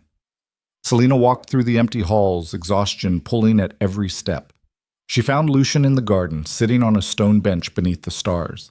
He didn't look up when she approached. "I saw the press conference," he said quietly. "You shouldn't have done that." "I know. Elena's going to come after you now, and everyone else Antonio screwed over. You're not safe here anymore." "I know that too." Lucien finally looked at her. His face was ravaged. "Then why did you do it?" "Because someone had to tell the truth," Selena said. "And you weren't going to. You were going to run away and let Elena win." "Maybe she should win." Lucien's voice was hollow. "Maybe this whole empire should burn." "Maybe," Selena agreed. She sat beside him on the bench. "But not like this. Not with lies and manipulations. If it burns, it should burn clean." They sat in silence for a long time. Then Lucien said, "I don't know how to trust you." "I know. My father spent my entire life using people I loved as weapons against me. First Elena, then you. How am I supposed to believe anything I feel is real?" "I don't know," Selena admitted. "But I'm here, and I'm not leaving. Even though I should, even though it's stupid and dangerous and probably suicidal." "Why?" Selena looked at him. "Because I love you. Not because your father programmed me to. Not because I'm playing some game. I just do." Lucien's jaw worked. "That might not be enough." "I know," Selena whispered, "but it's all I have." Lucien closed his eyes. A single tear tracked down his cheek. "I'm so tired," he said. "I know. I don't know how to fix this." "You don't have to fix it tonight." Selena took his hand. "You just have to survive it." Lucien's fingers tightened around hers. They sat together in the darkness, two broken people trying to hold on to something real in a world built on lies. And for a moment, just a moment, it felt like maybe they could. The attack came 3 days later. Selena woke to the sound of gunfire. She bolted upright, heart hammering, as the security alarm shrieked through the house. Lucien was already moving, grabbing a gun from the nightstand. "Stay here. What's happening? We're under attack." His voice was cold, controlled. "Someone's breaching the perimeter." More gunfire, shouting, the crash of breaking glass. "Get to the safe room," Lucien ordered. "Now. I'm not leaving you, but go." Selina ran. She made it halfway down the hall before she heard footsteps behind her. She turned. A man in black tactical gear stood at the end of the corridor, raising a weapon. Selina dove into a side room as bullets tore through the wall where she'd been standing. She scrambled behind a heavy desk, gasping for air, trying to think. More footsteps, closer now. The door burst open. Selina grabbed the first thing she could find, a heavy paperweight, and threw it.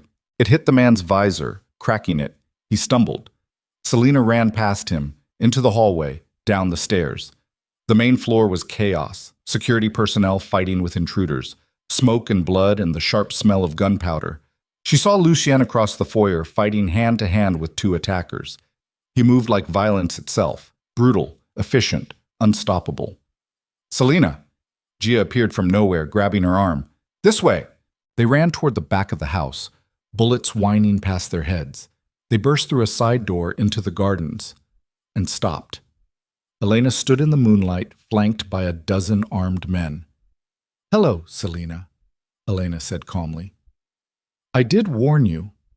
Gia raised her gun, but one of Elena's men was faster. He shot the weapon out of her hand. Gia cried out, clutching her wrist.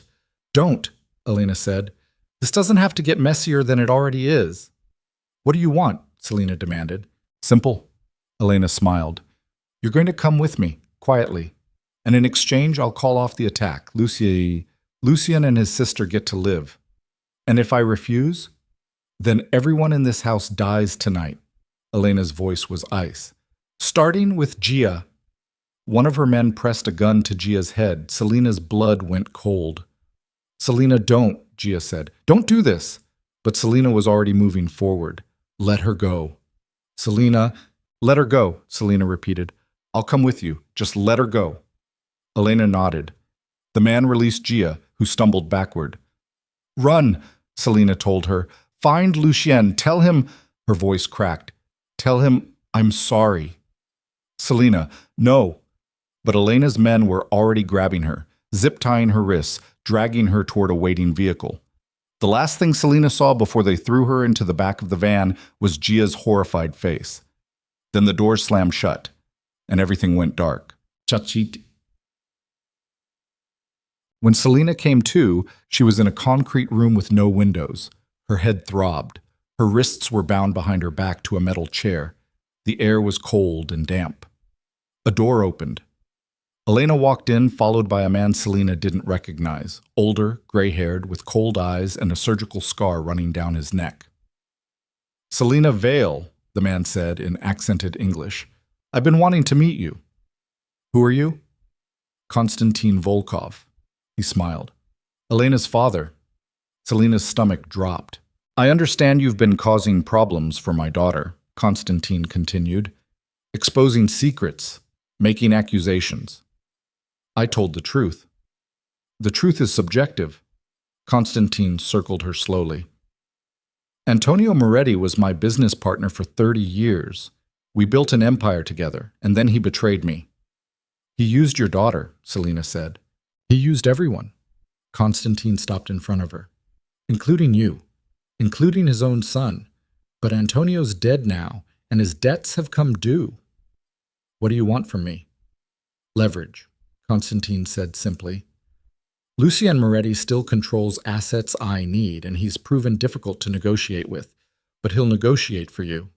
"He won't." "Oh, I think he will," Konstantin nodded to Elena. "Show her." Elena pulled out a phone and held it up. On the screen was a live feed. Lucien surrounded by armed men on his knees with a gun to his head. "No," Selina whispered. "Your lover is currently deciding whether to sign over control of the Moretti organization or watch you die," Konstantin said. "What do you think he'll choose?" Selina stared at the screen, at Lucien's face, bloody, exhausted, but still defiant. "He'll fight," she said. He'll never surrender. Then you'll both die, Constantine said pleasantly. And I'll take the organization anyway. He walked toward the door. You have 1 hour to convince him to cooperate. After that, Elena will kill you. And then we'll kill him. And then we'll hunt down everyone who ever carried the Moretti name. He left. Elena stayed, leaning against the wall, arms crossed. I told you, she said. You should have run when you had the chance.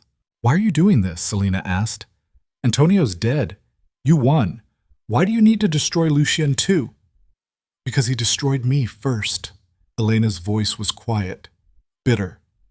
He humiliated me, threw me away like garbage, made me into a ghost for a decade. Because his father manipulated both of you. I don't care about the reasons, Elena said. I care about the results. And the result is that Lucien Moretti took everything from me. My reputation, my future, my chance at a real life. So you became exactly what he thought you were, Selena said. A betrayer, a liar, a monster. Elena's expression hardened. I became a survivor, and I learned that mercy is a weakness. Then you've already lost, Selena said quietly, because you're so focused on revenge that you've forgotten how to be human. Better to be a monster than a victim. You're both, Selena said, and you don't even see it. Elena's hand twitched toward the gun at her hip. Then she stopped, took a breath. 57 minutes left. I suggest you spend them thinking about what you're going to say to convince Lucien to save your life. She left. Selena sat alone in the cold room, wrist burning, head pounding. On the phone screen, still propped on the table, she could see Lucien. He was staring at the camera, at her. And in his eyes, she saw something that broke her completely. Resignation. He'd already made his choice, and it wasn't going to save either of them. 49 minutes left. Selena twisted her wrists against the zip ties, feeling the plastic bite into her skin. Blood trickled down her palms, warm and slick. The pain sharpened her focus. She stared at the phone screen propped on the table. Lucien hadn't moved. Still on his knees, still surrounded. The gun pressed to his temple looked almost casual, like the man holding it had done this 1,000 times before. Probably had. Selena's breath came in short bursts. Her ribs ached from where they'd thrown her into the van. Her vision swam at the edges.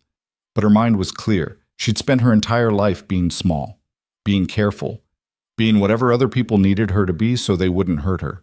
That version of herself died in that ballroom 2 weeks ago. The woman sitting in this chair, wrists bound, head bleeding, staring at the man she loved about to die, wasn't the same person who'd held that bouquet with trembling hands. This version knew how to fight. Selena tested the chair's bolts, old, rusted. The concrete floor beneath was cracked. She had an idea, a stupid, desperate, probably won't work idea. But it was better than sitting here waiting to die. 37 minutes left. The door opened. Elena walked in carrying a bottle of water and a first aid kit.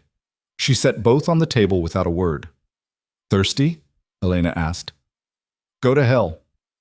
You know what the interesting thing is about you, Selena? Elena pulled up a second chair and sat backwards on it, arms draped over the backrest. You actually believe you're different from me. I am different from you. Are you? Elena's smile was razor thin. We both fell in love with a man who was incapable of trusting us. We both got used as pawns in someone else's game. We both made choices we can't take back. The difference is I didn't betray him, Selena said. Neither did I. Not at first. Elena's expression hardened. I did exactly what Antonio told me to do. I played my part perfectly, and Lucien destroyed me for it anyway. Because he didn't know it. He didn't want to know, Elena interrupted. That's the truth you keep refusing to see. Lucien could have questioned his father, could have investigated, could have trusted me enough to ask for my side of the story. But he didn't, because deep down, he wanted an excuse to push me away. Her voice dropped. Just like he's doing to you now. Selena's throat tightened. That's not true. Isn't it? Elena gestured at the phone screen. Look at him. He's already accepted that you're both going to die. He's not fighting, not negotiating. He's just kneeling there, waiting for it to be over. He's thinking, planning. He's giving up. Elena stood. And when this is over, when you're both dead, he'll finally be free of the burden of caring about someone. That's what he really wants. To be alone. To never have to trust anyone again. She moved toward the door. 25 minutes, Selena. You might want to say goodbye. Elena left. Selena stared at the screen. Lucien's eyes were closed now. His lips moved, talking to himself, maybe. Or praying. No, not praying. Lucien didn't believe in that. He was counting. Selena's pulse quickened. She knew that look. She'd seen it before, in the garden the night Preston showed up drunk and furious, right before Lucien moved with terrifying precision to end the threat. He wasn't giving up. He was waiting. And if he was waiting, that meant he had a plan, which meant Selena needed to have one too. 18 minutes left. Selena had worked the chair loose from the floor. The bolts were stripped, barely holding. One good shove and it would come free. But her wrists were still bound. And even if she got the chair loose, she was locked in a concrete room with no weapons and no idea where she was. She needed leverage. Her eyes landed on the first aid kit Elena had left behind. Inside was standard medical supplies, bandages, antiseptic, tape, and scissors. Small surgical scissors, but scissors nonetheless. Selena twisted until she could hook the edge of the kit with her fingertips. She dragged it closer, millimeter by millimeter, sweat dripping down her face. Finally, she managed to flip it open. The scissors tumbled out. Selena contorted her body, ribs screaming in protest, until she could grip them between bound hands. It took 6 agonizing minutes to saw through the zip ties. When they finally snapped free, Selena nearly sobbed with relief. She flexed her fingers, feeling blood rush back into her hands. Her wrists were raw and bleeding, but she could move them. She stood slowly, testing her balance. The room spun. She braced herself against the wall until it steadied. 11 minutes left. Selena moved to the door and pressed her ear against it. Voices outside. 2 men, speaking in Russian. Footsteps that suggested they were pacing. Guards. She looked around the room for anything she could use as a weapon. Nothing. Just concrete walls, a table, 2 chairs, and the phone still streaming video of Lucien. Wait! Selena grabbed one of the chairs and tested its weight. Heavy. Metal frame. It would have to do. She positioned herself beside the door, chair raised, and took a breath. Then she screamed, "Help! Please! I can't breathe! Help me!" Footsteps outside, voices arguing, the door unlocked. One guard stepped inside. Selena swung the chair with everything she had. It connected with his skull with a sickening crack. He dropped. The second guard rushed in, reaching for his weapon. Selena threw the chair at him. He stumbled. She grabbed the first guard's gun from his holster and fired twice. The second guard went down. Selena stood there, shaking, gun clutched in both hands, ears ringing from the shots. She'd just killed 2 men. The thought threatened to overwhelm her. She shoved it down, locked it away. She could fall apart later, if there was a later. 7 minutes left. Selena grabbed ammunition from both guards, checked the clip, and moved into the hallway. The corridor was industrial. Concrete floors, exposed pipes, fluorescent lights flickering overhead. It stretched in both directions, identical in both ways. She chose left and ran. But 5 minutes left. Selena found stairs leading up. She took them 2 at a time, legs burning, lungs screaming. She burst through a door into what looked like an abandoned warehouse. Massive space, rusted machinery, broken windows letting in moonlight. And voices. Selena dropped into a crouch behind a forklift. Across the warehouse floor, she saw them. Constantine, Elena, and 4 more guards. They stood around a laptop showing the same feed Selena had been watching. Lucien, still on his knees, still waiting. But now there was someone else on screen, a woman with silver hair. Maria, Lucien's mother. As you can see, Constantine was saying into a phone, "We have your mother as well, Lucien, so let's stop pretending you have any leverage here." Selena's blood went cold. On screen, Lucien's eyes opened. His expression was murder. "You have 2 minutes," Constantine continued. "Sign the transfer papers or I start killing your family. Your mother first. Then the girl. Then your sister. Then you. If you hurt them," Lucien's voice came through the laptop speaker, "I will burn your entire bloodline to ash." Brave words from a man on his knees. Constantine glanced at Elena. "Shall we start with the mother? Make him watch?" Elena hesitated, just for a second, but it was enough. Selena stood and fired. The first shot hit the guard nearest to Elena. He went down. Chaos erupted. The remaining guards spun, weapons raised. Constantine dove behind a concrete pillar. Elena pulled her own gun, eyes wild as she searched for the shooter. Selena fired again. Missed. The guards returned fire, bullets sparking off machinery around her. She ran using the warehouse equipment as cover, firing when she could, moving constantly. She took down another guard with a lucky shot to the leg. He screamed and dropped. 2 guards left, plus Elena and Constantine. Selena's gun clicked empty. She ducked behind a metal support beam as bullets tore through the air where she'd been standing. Her heart hammered against her ribs. She fumbled for the spare magazine she'd taken from the guard downstairs. Footsteps approaching. Fast. Selena slammed the magazine home and swung around the beam, firing blind. She hit something. A grunt of pain. The footsteps stopped. When she looked, one of the guards was on the ground clutching his shoulder. 1 guard left. And Elena. And Constantine. Selena! Elena's voice echoed through the warehouse. Stop this! You can't win! Selena didn't answer. She moved to a new position, staying low, scanning for targets. My father has 20 more men outside, Elena shouted. You're only making this worse. Maybe. But Selena wasn't going to die hiding. She spotted movement near the laptop. Elena, trying to reach it, trying to cut the feed. If the feed went dark, whoever had Lucian would assume the deal went bad. They'd kill him. Selena burst from cover and sprinted across the open floor. The last guard saw her, raised his weapon. Selena was faster. She fired 3 times. He dropped. Elena grabbed the laptop and ran for the exit. No! Selena chased her. They crashed through a side door into an alley. Cold air hit Selena's face. The city sprawled around them. Distant lights, the sound of traffic. Elena spun, gun raised. Don't! Selena aimed at her. Put it down! We both know you're not going to shoot me, Elena said. You're not a killer, Selena. Not like me. Not like Lucien. You're just a waitress who got caught up in something bigger than herself. Maybe I was, Selena said. But people change. Her finger tightened on the trigger. Elena saw it in her eyes. Wait! A shot rang out, but it wasn't Selena who fired. Elena stumbled, eyes wide, a red stain spreading across her side. She looked down at it, confused. Then she collapsed. Behind her, Constantine lowered his gun.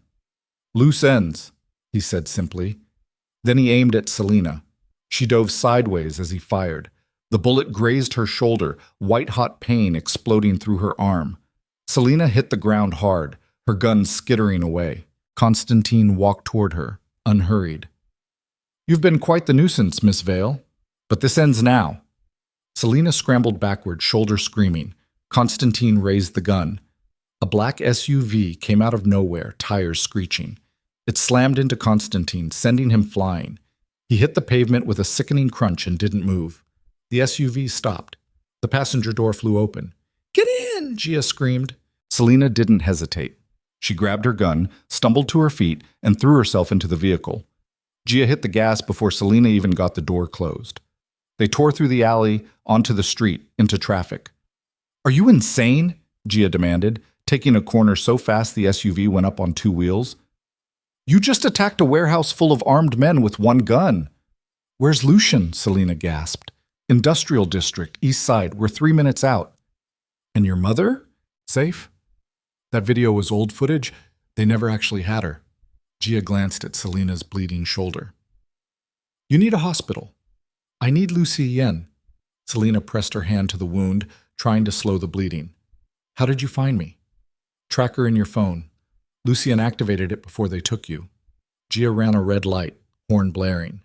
He's been coordinating with our security team since the minute you disappeared. The whole kneeling execution thing was a stall tactic. He knew I'd escape. He hoped you would. Gia's voice softened. He said you were tougher than Elena ever was. That if anyone could survive Konstantin Volkov, it would be you. Selena's throat tightened. They turned into an industrial park, warehouses and shipping containers, and the smell of diesel fuel. Ahead, Selena saw headlights, multiple vehicles, men with guns, and in the center of it all, Lucien, no longer on his knees, standing, talking to a man Selena didn't recognize. Gia screeched to a stop. Selena was out of the vehicle before it fully stopped moving, shoulder burning, vision swimming. "Lucien!" He turned. For a moment, they just stared at each other across the distance. Then Lucien was running. They collided in the middle of the lot. Lucien caught her, hands framing her face, eyes wild as he scanned her for injuries. "You're bleeding," he said hoarsely. "I'm alive." "Constantine." "Dead, I think." "Elena shot. Your mother's safe. Gia got me out." The words tumbled over each other. "I had to. I couldn't just sit there. I know." Lucien pulled her against his chest, and Selena felt him shaking. "I know." They held each other while chaos swirled around them. Finally, Lucien pulled back. "We need to move. Constantine's people are regrouping. This isn't over." "What's the plan?" "We disappear." Lucien looked at Gia. "You, me, Selena, and Maria. We take what we can carry and we vanish. Tonight." "What about the organization?" Gia asked. "Let it burn." Lucien's voice was flat. "I don't want it anymore." "Lucien, I almost lost you," he said quietly, looking at Selena. "Both of you. I'm done. I'm done with this life, this legacy, all of it." Before anyone could respond, gunfire erupted from the south end of the lot. Men in black tactical gear poured out of the shadows, weapons blazing. "Get down!" Lucien shoved Selena behind a shipping container as bullets tore through the air. Gia returned fire, as did Lucien's security team. The night exploded into chaos, muzzle flashes, shouting, the metallic smell of blood and gunpowder. Selena pressed herself against the container, heart hammering. This was it, the final confrontation, all of Constantine's forces converging on them at once.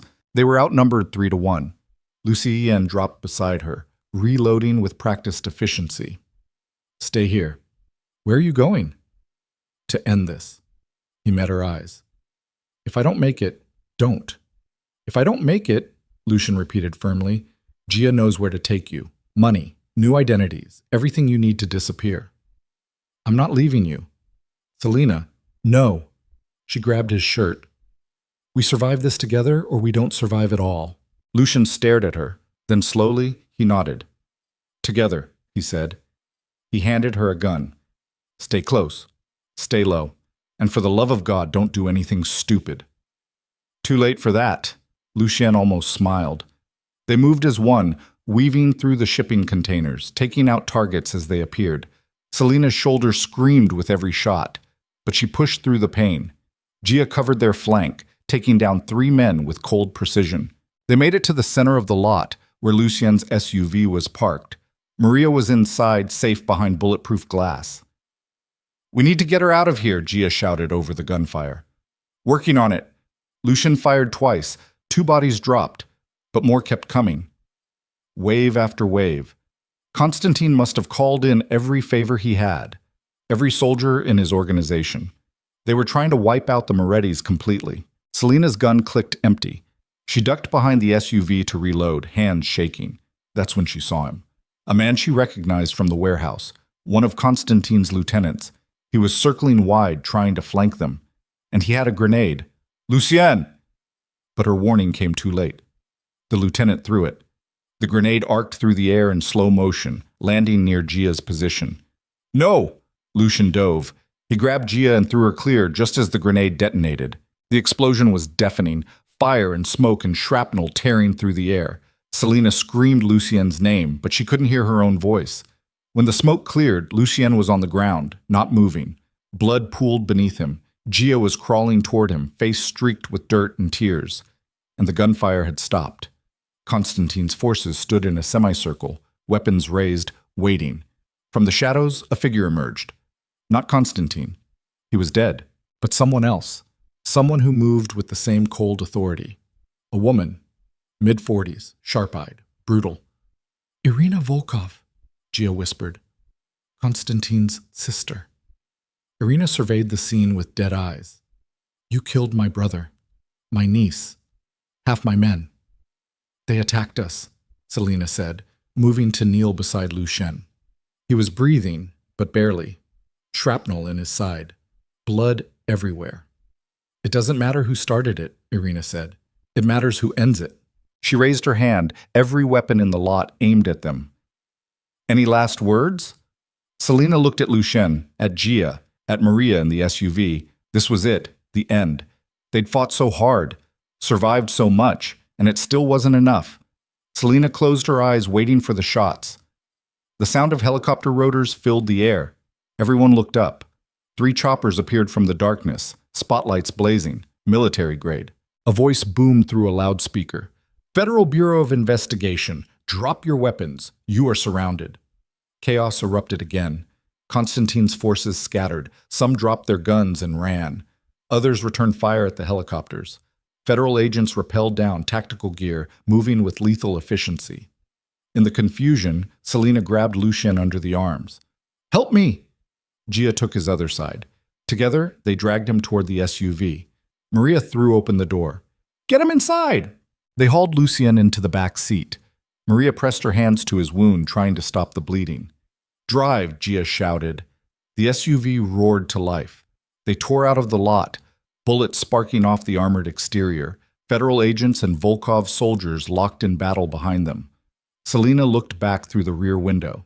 She saw Irina Volkov standing in the center of the chaos, still as a statue, watching them escape. Their eyes met across the distance.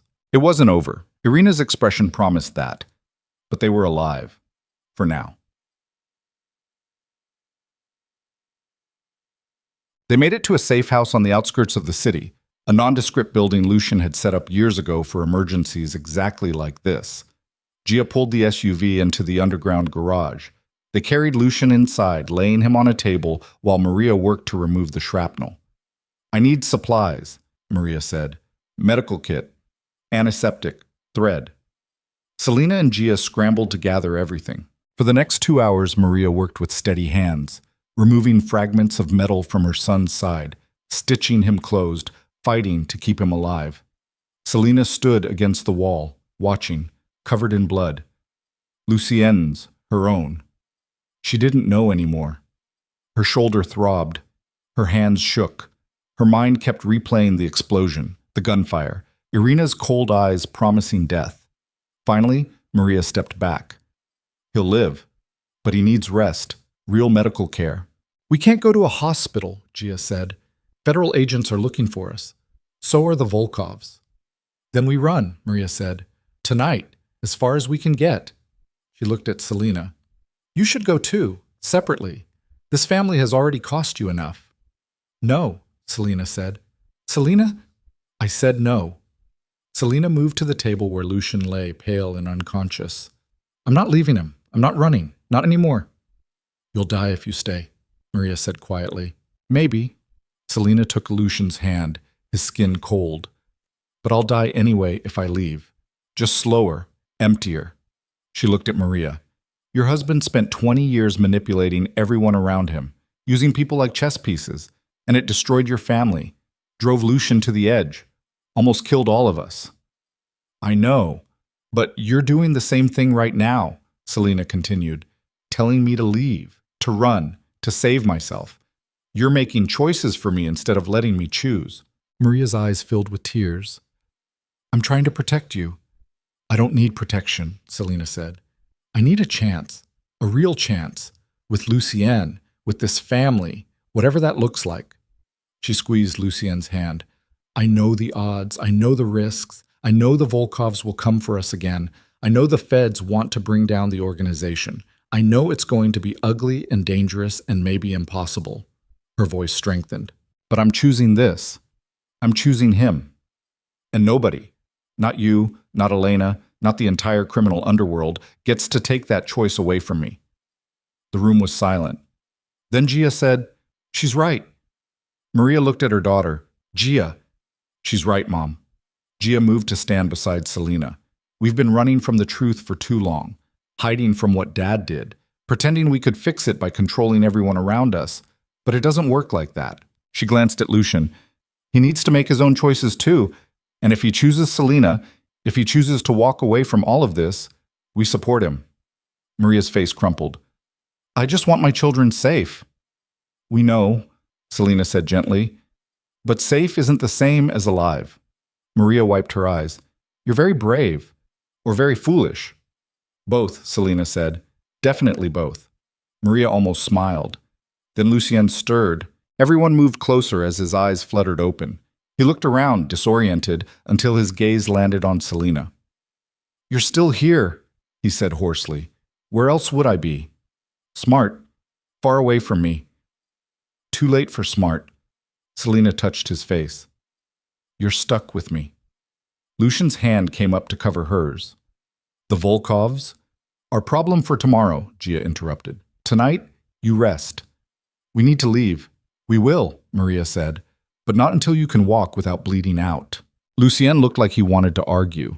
Then he saw the exhaustion on everyone's faces and went quiet. Fine, he said. Tomorrow. He held Selina's gaze. We end this tomorrow. Selina nodded. Because tomorrow, one way or another, the war would be over. Either they'd destroy the Volkovs completely, or the Volkovs would destroy them. There was no middle ground anymore, no compromise, no escape, just one final battle that would decide everything. And Selina realized with strange clarity that she was ready for it. She'd been running her whole life, from poverty, from Preston, from the truth about her father, but she was done running.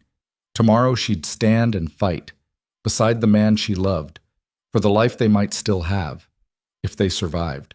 Dawn broke cold and gray over the safe house. Selina stood by the window, watching the city wake up beyond the industrial district. Her shoulder was bandaged tight, still throbbing with every breath. She'd gotten maybe 2 hours of sleep, sprawled in a chair beside Lucien's bed, jolting awake every time he stirred. Behind her, she heard movement. Lucien sat up slowly, wincing as the stitches pulled. Maria rushed over, trying to push him back down. You need to rest. I've rested enough. Lucien swung his legs over the side of the bed, testing his balance. His face was pale, jaw set with determination. Irina Volkov won't wait for me to feel better. She's coming. Today. How do you know? Gia asked from the doorway. Because it's what I do. Lucien stood, gripping the table for support. We hit them hard. Killed her brother. Exposed their operation to federal agents. She can't let that stand. She has to retaliate immediately or lose credibility with every family watching. So what's the play? Gia crossed her arms. We can't fight an army with 4 people and a handful of guns. We don't fight the army. Lucien looked at Selina. We cut off the head.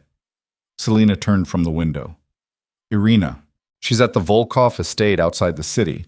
Heavy security, but not impenetrable. Lucien moved to a map spread across the table. My father and Konstantin used to do business there. I know the layout, the weak points. You want to walk into her house and kill her? Maria said quietly. Yes. That's suicide. Maybe. Lucien's gaze didn't waver. But it's the only way to end this. If we run, she hunts us forever. If we hide, she finds us eventually. Our only option is to make her afraid of us. By killing her? Selina asked. By proving we're willing to lose everything to take her down. Lucien looked around the room. If we hit the estate, make it bloody enough, brutal enough, word spreads. The other families see that the Morettis don't back down, don't negotiate, that we're too dangerous to pursue. Or they see we're desperate and vulnerable, Gia countered, and they finish what the Volkovs started. That's the risk, Lucien admitted, but I'd rather die fighting than spend the rest of my life looking over my shoulder. The room fell silent. Then Selina said, I'm in. Everyone looked at her. You don't have to do this, Lucien said carefully. You can walk away, right now. Take the money, the new identity. Disappear. Be safe. I'm done being safe, Selina said. Safe is what got me engaged to Preston. Safe is what kept me working dead-end jobs and pretending I was happy. Safe is just another word for invisible. She moved to the table, studying the map. If we're doing this, we do it smart.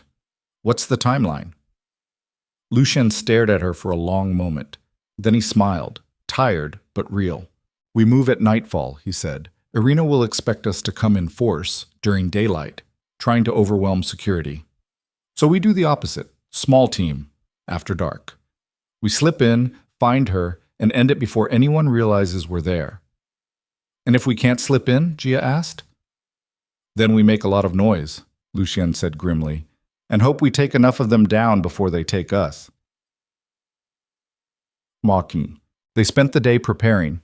Lucien walked Selena and Gia through the estate's layout using the map and old photographs.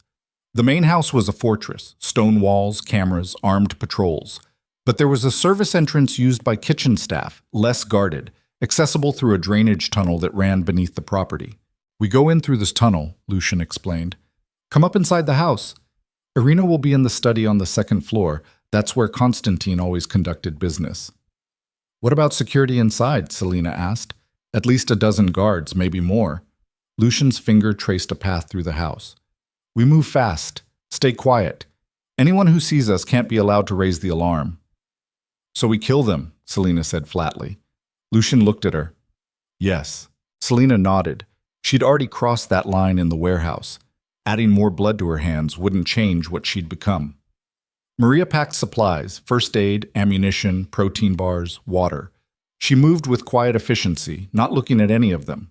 Finally, Gia said, "Mom, you're coming too. Someone needs to drive the getaway vehicle." Maria set down the supplies. "I'm not letting my children walk into that house alone." "You're not walking in with us," Lucien said firmly. "You're staying with the vehicle.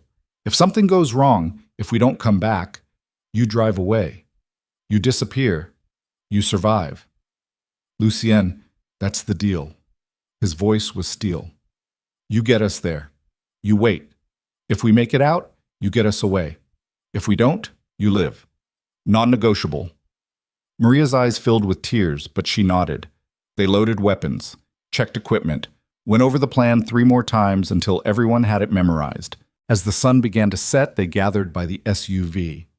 "Last chance to change your mind," Lucien said, looking at Selena. "Stop asking me that," Selena said. "I'm here. I'm staying. We end this together." Lucien pulled her close, mindful of her injured shoulder. "I don't deserve you." "Probably not." Selena looked up at him. "But you're stuck with me anyway." He kissed her, soft, careful, tasting of coffee and desperation. When they pulled apart, Gia made a gagging sound. "Can you two be disgustingly in love after we survive the night?" "No promises," Lucien said. They climbed into the SUV. Maria drove. No one spoke as they left the city behind, heading into the countryside where the Volkov estate waited like a cancer in the darkness. They parked 2 miles away, hidden in a cluster of trees. Maria killed the engine. "You have 3 hours. If you're not back by then, I'm assuming the worst." "We'll be back," Lucien said. He handed Maria a phone. "If something happens, if federal agents show up or if you see Volkov reinforcements, you call this number. It'll trigger an anonymous tip to the FBI about the estate's location. Let them clean up the mess." Maria took the phone with trembling hands. "Be careful." "Always." Lucien, Selena, and Gia moved through the trees, staying low, using the darkness as cover. The estate loomed ahead, lights blazing from windows, the stone walls gray and menacing. They reached the drainage tunnel entrance, a rusted grate covered in vines. Lucien pried it open, the metal screaming in protest. They froze, listening. No alarms, no shouts, no movement. They slipped inside. The tunnel was narrow, damp, and smelled like rot. Water trickled along the bottom, icy cold against their boots. Selena's shoulder throbbed with every step, but she bit down on the pain and kept moving. After what felt like an hour, but was probably only 10 minutes, they reached another grate. Through it, Selena could see a basement storage room. Empty, dark. Lucien forced the grate open from the inside. They climbed through, weapons drawn, moving like shadows. The house was quiet. Too quiet. "Something's wrong," Gia whispered. "Stay alert," Lucien said. They moved through the basement, up a servant's staircase, into the main level of the house, and stopped. Bodies. 3 guards, dead on the floor, throats slit, blood pooling beneath them. "We're not the only ones who came to kill Irina," Selena breathed. A door slammed above them, gunshots, shouting. The house erupted into chaos. "Move!" Lucien sprinted toward the stairs. They took them 2 at a time, emerging onto the second floor into a war zone. More bodies. Men in tactical gear, not Volkov security. Someone else. attacking in force. Who the hell are they? Gia demanded. Don't know. Don't care. Lucian fired at a figure emerging from a side room. The man dropped. We find Irina before they do. They fought their way down the hallway, stepping over bodies, trading shots with attackers who seemed just as confused about who was who. Selina's gun clicked empty. She grabbed a weapon from a dead guard and kept moving. They reached the study door. It was ajar. Bullet holes splintered through the wood. Lucian kicked it open. Inside, Irina Volkov stood behind a massive desk, gun in hand, face streaked with blood. 3 bodies lay at her feet. She turned as they entered, eyes wild. Moretti, she snarled. Come to finish what your father started? Something like that, Lucian said. You're too late. Irina laughed bitterly. The other families have already made their move. They think with Constantine dead and the Fed circling, they can carve up our territory, kill me, take what's left. Who are they? Does it matter? Irina's gun hand shook. You wanted a war. You got one. Now everyone's dying. She raised her weapon. Lucien was faster. He fired. Irina stumbled back, clutching her chest, shock written across her face. She collapsed behind the desk. Selina moved forward, checking the body. She's dead. Good. Lucien turned toward the door. Now we... An explosion rocked the house. The floor buckled. The ceiling cracked. Dust and debris rained down. They're trying to bring the whole place down, Gia shouted. Out! Now! They ran. Back through the hallway, dodging falling beams and spreading fire. The house was coming apart around them, flames licking up the walls, smoke choking the air. Selina's lungs burned. Her vision swam. Beside her, Lucian stumbled, the stitches in his side tearing open. Keep moving! Gia grabbed his arm, hauling him forward. They made it to the stairs, took them 3 at a time, hitting the main floor just as another explosion tore through the east wing. The front door was blocked by flames. Back entrance, Lucian gasped. They changed direction, running through the kitchen, past more bodies, into a mudroom. The back door was locked. Move! Selina fired at the lock until it shattered. They burst outside into the cold night air, gasping, covered in soot and blood. Behind them, the Volkov estate burned like a funeral pyre, flames reaching toward the sky. Figures emerged from the tree line, armed, moving toward them. Run! Lucien shoved Selina forward. They sprinted across the grounds, bullets whining past their heads. Selina's shoulder screamed. Lucien was limping badly. Gia returned fire, taking down 2 pursuers. The trees. They just needed to reach the trees. 50 yards. 40. 30. A bullet caught Gia's leg. She went down hard. No! Selina skidded to a stop, reaching for her. Lucian grabbed Gia under the arms. Keep moving. They hauled her between them, half dragging, half carrying, as bullets tore up the ground around them. 20 yards, 10. They hit the tree line and dove into cover. Behind them, the pursuit seemed to slow. Confused voices. The attackers weren't interested in them. They were focused on the burning estate, on claiming whatever was left. Come on! Lucian pulled them deeper into the trees. Maria's waiting. They stumbled through the darkness, exhausted, bleeding, barely holding together. When they finally saw the SUV, Selina nearly sobbed with relief. Maria threw open the door. Get in! They collapsed inside. Maria hit the gas before the doors were even closed. The SUV tore down the dirt road, away from the flames, away from the death, away from the life they'd known. No one spoke for a long time. Finally, Gia said, Irina's dead. The estate's destroyed. It's over.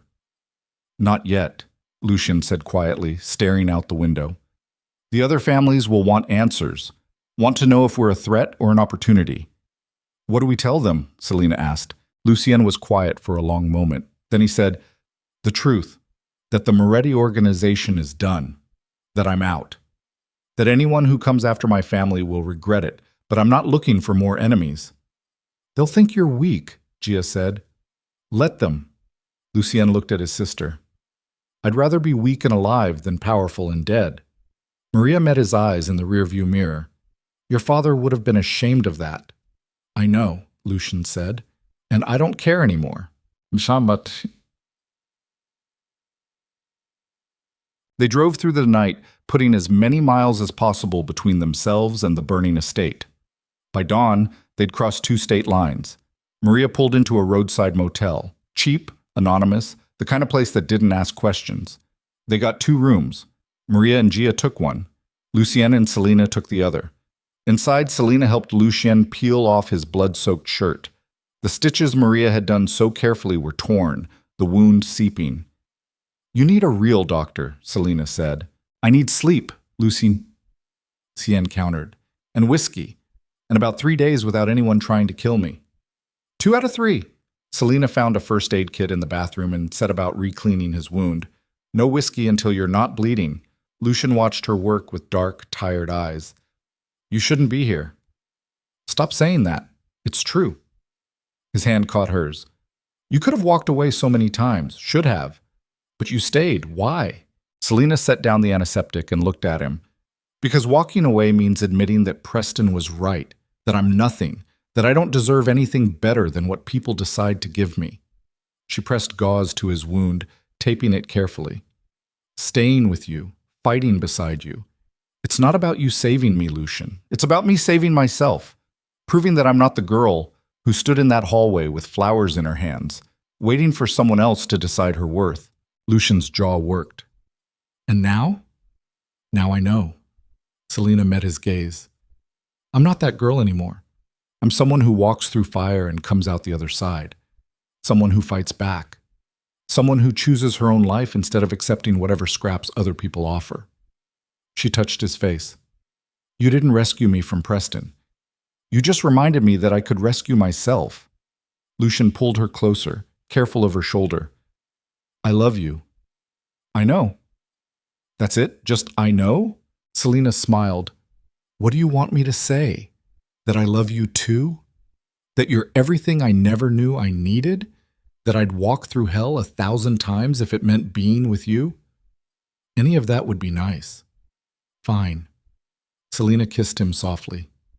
"I love you, Lucien Moretti, even though you're a complete disaster, even though your family is insane, even though loving you means accepting a life I never wanted and can't predict. But there's no one else I'd rather stand beside when the world is burning." Lucien kissed her back, deeper this time, hands tangling in her hair. When they finally pulled apart, both breathless, he said, "What now?" "Now we figure out how to actually live," Selena said. "Not survive. Live." "I don't know how to do that." "Neither do I." Selena settled beside him on the bed. "But we'll figure it out together." They lay there as dawn light filtered through the cheap curtains, 2 broken people holding on to each other like lifelines, and let themselves believe just for a moment that maybe they really had survived. Maybe the worst was actually over. Maybe they'd finally earned something close to peace. 3 months later, Selena stood on the balcony of a small house overlooking the Pacific Ocean. The house was nothing fancy. 2 bedrooms, peeling paint, a roof that leaked when it rained. But it was theirs. Bought with clean money from the sale of Maria's jewelry and whatever legitimate assets Lucien had managed to hide before the organization collapsed. Behind her, she heard footsteps. Lucien wrapped his arms around her waist, chin resting on her good shoulder. "What are you thinking about?" "How different this is from where I thought I'd be." "Good different or bad different?" "I don't know yet." Selena leaned back against him. "Ask me in a year." They'd spent the last 3 months building something that resembled a life. Lucien had sat down with representatives from the 5 major families and formally dissolved the Moretti organization. He'd turned over territory, split assets, and made it clear he was out. Retired. Done. Some believed him, some didn't. But no one had come after them yet. Gia had taken a job as a security consultant for a tech company in Seattle, using her experience in less than legal ways. She called once a week to complain about boring corporate life and ask when they'd visit. Maria had moved to a small town in Colorado where no one knew her name or her history. She was learning to paint, learning to exist without the weight of the Moretti name. And Selena and Lucien had landed here, a tiny beach town in Northern California where the biggest drama was whether the local diner would finally fix their espresso machine. "I got a job," Selena said. Lucien pulled back slightly. "What?" "A job," At the library in town, part-time, shelving books, helping with story hour for kids. She turned to look at him. It's not glamorous. The pay is terrible, but it's mine. Lucian smiled. You hate reading. I don't hate it. I just never had time for it. Selina shrugged. I figure I should try. See what I've been missing. When do you start? Monday. Then I guess I should figure out what I'm going to do with my days, Lucian said. You could try being boring, Selina suggested. Take up woodworking, learn to surf, plant a garden. I don't know how to do any of those things. Neither do I. Selina grinned. We'll be terrible at it together. They stood on the balcony, watching the sun set over the water. And for the first time in months, Selina felt something close to calm. It wouldn't last forever. She knew that. The past had a way of catching up, and there were still people out there who remembered the Moretti name, who might decide that Lucian's retirement was an opportunity or a threat. But tonight, in this moment, they were safe, and that was enough. 6 months after that, Selina found out she was pregnant. She stared at the test for a long time, sitting on the bathroom floor of their small house, trying to process what this meant. A baby. A life they'd created in the wreckage of everything they'd destroyed. She heard Lucien come home, heard him call her name. In here, she said. He appeared in the doorway, took one look at her face, and went pale. What's wrong? Selina held up the test. Lucien stared at it, then at her, then back at the test. Oh, he said quietly. Yeah. He sank down beside her on the floor. Are you okay? I don't know. Selina's voice shook. I don't know how to be a mother. I don't know how to raise a kid in a world where people might still come after us. I don't know if we're even stable enough for this. We're not, Lucien said. We're barely holding it together as it is. That's not reassuring. I'm not trying to reassure you. He took her hand. I'm trying to be honest. We're a mess, Selina, both of us. We have no idea what we're doing, and bringing a kid into this is probably insane. But I've spent my whole life doing what made sense, following my father's plans, building an empire I didn't want, and it almost destroyed me. He looked at her. Maybe it's time to do something that doesn't make sense, something terrifying and impossible and completely outside of anything we know how to handle. Selina felt tears sliding down her face. You want to keep it. I want whatever you want, Lucien said. But, yeah, I do. Selina closed her eyes, thought about the life growing inside her, thought about everything that could go wrong. Then she thought about everything that already had gone wrong, and how they'd survived it anyway. Okay, she whispered. Okay. Lucien pulled her close, and they sat together on the bathroom floor, holding on to each other while the future crashed toward them like a wave. Their daughter was born on a rainy October morning 8 months later. 7 pounds, dark hair, lungs that could wake the entire hospital. Selina held her for the first time and felt something fundamental shift inside her chest. This tiny, screaming creature was hers. Theirs. A piece of themselves that existed independent of all the violence and trauma that had brought them together. She's perfect, Lucien whispered, staring at his daughter with something close to awe. She's loud, Selina corrected. But she was smiling. They named her Vera, after Victor, Selina's father, whose death had set everything in motion 20 years earlier. It felt right, a way of honoring the past without being trapped by it. Maria came to visit a week after Vera was born, bearing gifts and tears and a fierce determination to be the grandmother her own mother had never been. Gia showed up 2 weeks after that with a stuffed bear almost as big as the baby and a promise to teach Vera how to throw a punch as soon as she could walk. Not helping, Selina told her. She's going to need to know how to protect herself, Gia said. She's 3 weeks old. It's never too early to start planning. Despite everything, Selina laughed. They were a disaster of a family. Broken pieces held together by stubbornness and love and the shared experience of surviving hell. But they were a family, and that was more than Selina had ever expected to have. 2 years later, Selina stood in the same spot on the balcony where this phase of her life had truly begun. Vera was toddling around the living room behind her, babbling to herself in the strange language only 2-year-olds understood. Lucian was teaching a woodworking class at the community center 3 days a week. He was terrible at it, but the students didn't seem to mind. They came for the instruction and stayed for the stories about his former life that he carefully edited for civilian audiences. Selena had been promoted to assistant librarian. She spent her days surrounded by books and quiet, and people who had no idea about the life she'd lived before landing in this town. It was peaceful, almost boring, and Selena had never been more grateful for anything in her life. She heard the sliding door open behind her. "Hey," Lucien said, wrapping his arms around her waist. "Vera's asking for you. She wants the dragon book. She always wants the dragon book. She has excellent taste." Selena turned in his arms. Lucian looked older now, more gray in his hair, lines around his eyes, but also lighter.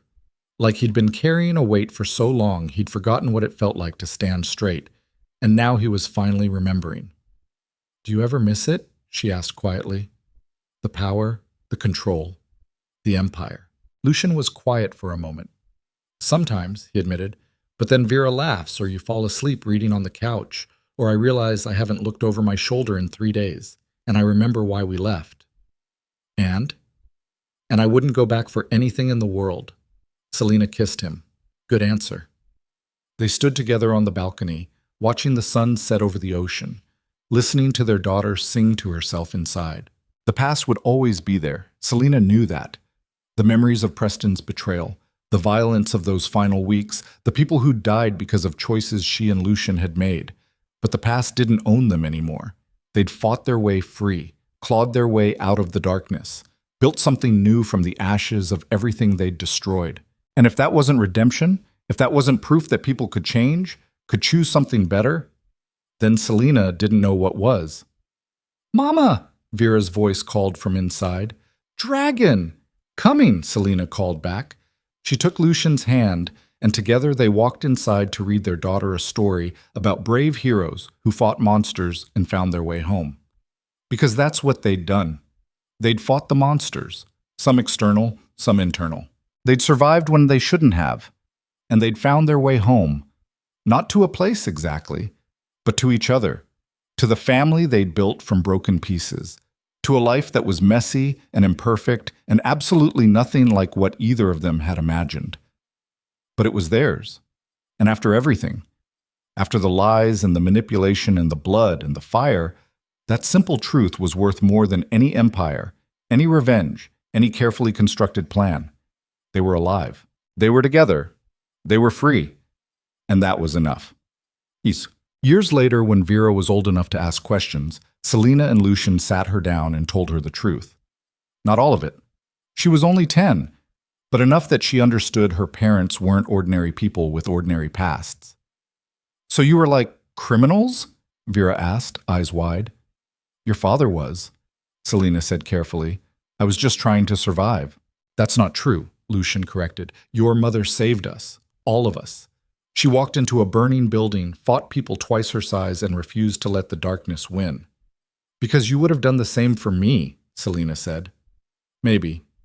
Lucian smiled. "But you did it first." Vera processed this for a moment. Then she said, "Are the bad people still looking for you?" "No," Lucian said. "They gave up a long time ago. We're not worth chasing anymore." "Good," Vera nodded seriously. "Because I like it here, and I don't want to move." "We're not moving," Selena promised. "We're staying right here." And they did. They stayed in their small beach house with the leaking roof and peeling paint. They watched Vera grow into a fierce, brilliant young woman who inherited her mother's determination and her father's strategic mind, but learned to use both for something better than survival. They grew old together, gray hair and reading glasses and quiet mornings on the balcony watching the waves. They built a life that was simple and unremarkable and absolutely extraordinary in its ordinariness. Because after everything they'd been through, all the violence and betrayal and blood, the greatest act of defiance was choosing peace. Choosing each other. Choosing to believe that people weren't defined by their worst moments, but by what they did after. And every night, as Selena lay beside Lucian in the darkness, listening to the ocean outside and their daughter breathing in the next room, she thought about that moment in the hallway, The moment she'd stood frozen in a wedding dress, about to marry a man who'd treated her like a game. The moment a stranger appeared from the shadows and asked if she truly wanted to go through with it. And she remembered the choice she'd made, not to run toward Lucien necessarily, but to run away from a life that would have suffocated her slowly. That choice had led her here, to this small house, to this quiet life, to this man who'd learned to love without control, and this daughter who'd been born from hope instead of manipulation. It hadn't been easy. It hadn't been clean. But it had been worth it. Every scar, every nightmare, every moment of doubt and fear and desperate fighting, worth it. Because on the other side of all that darkness, she'd found something she never thought existed. A life that was truly hers. A love that wasn't built on lies. A future that didn't depend on anyone's permission. And that, more than any empire, any revenge, any carefully orchestrated plan, was the only victory that mattered. Selina closed her eyes, Lucien's arm warm around her waist, and let herself believe in the impossibility of happy endings. Not perfect ones, not fairy tales, but real ones, messy and complicated and hard-won. The kind you had to fight for. The kind that made all the fighting worthwhile. The kind that reminded you on the darkest nights that you'd survived.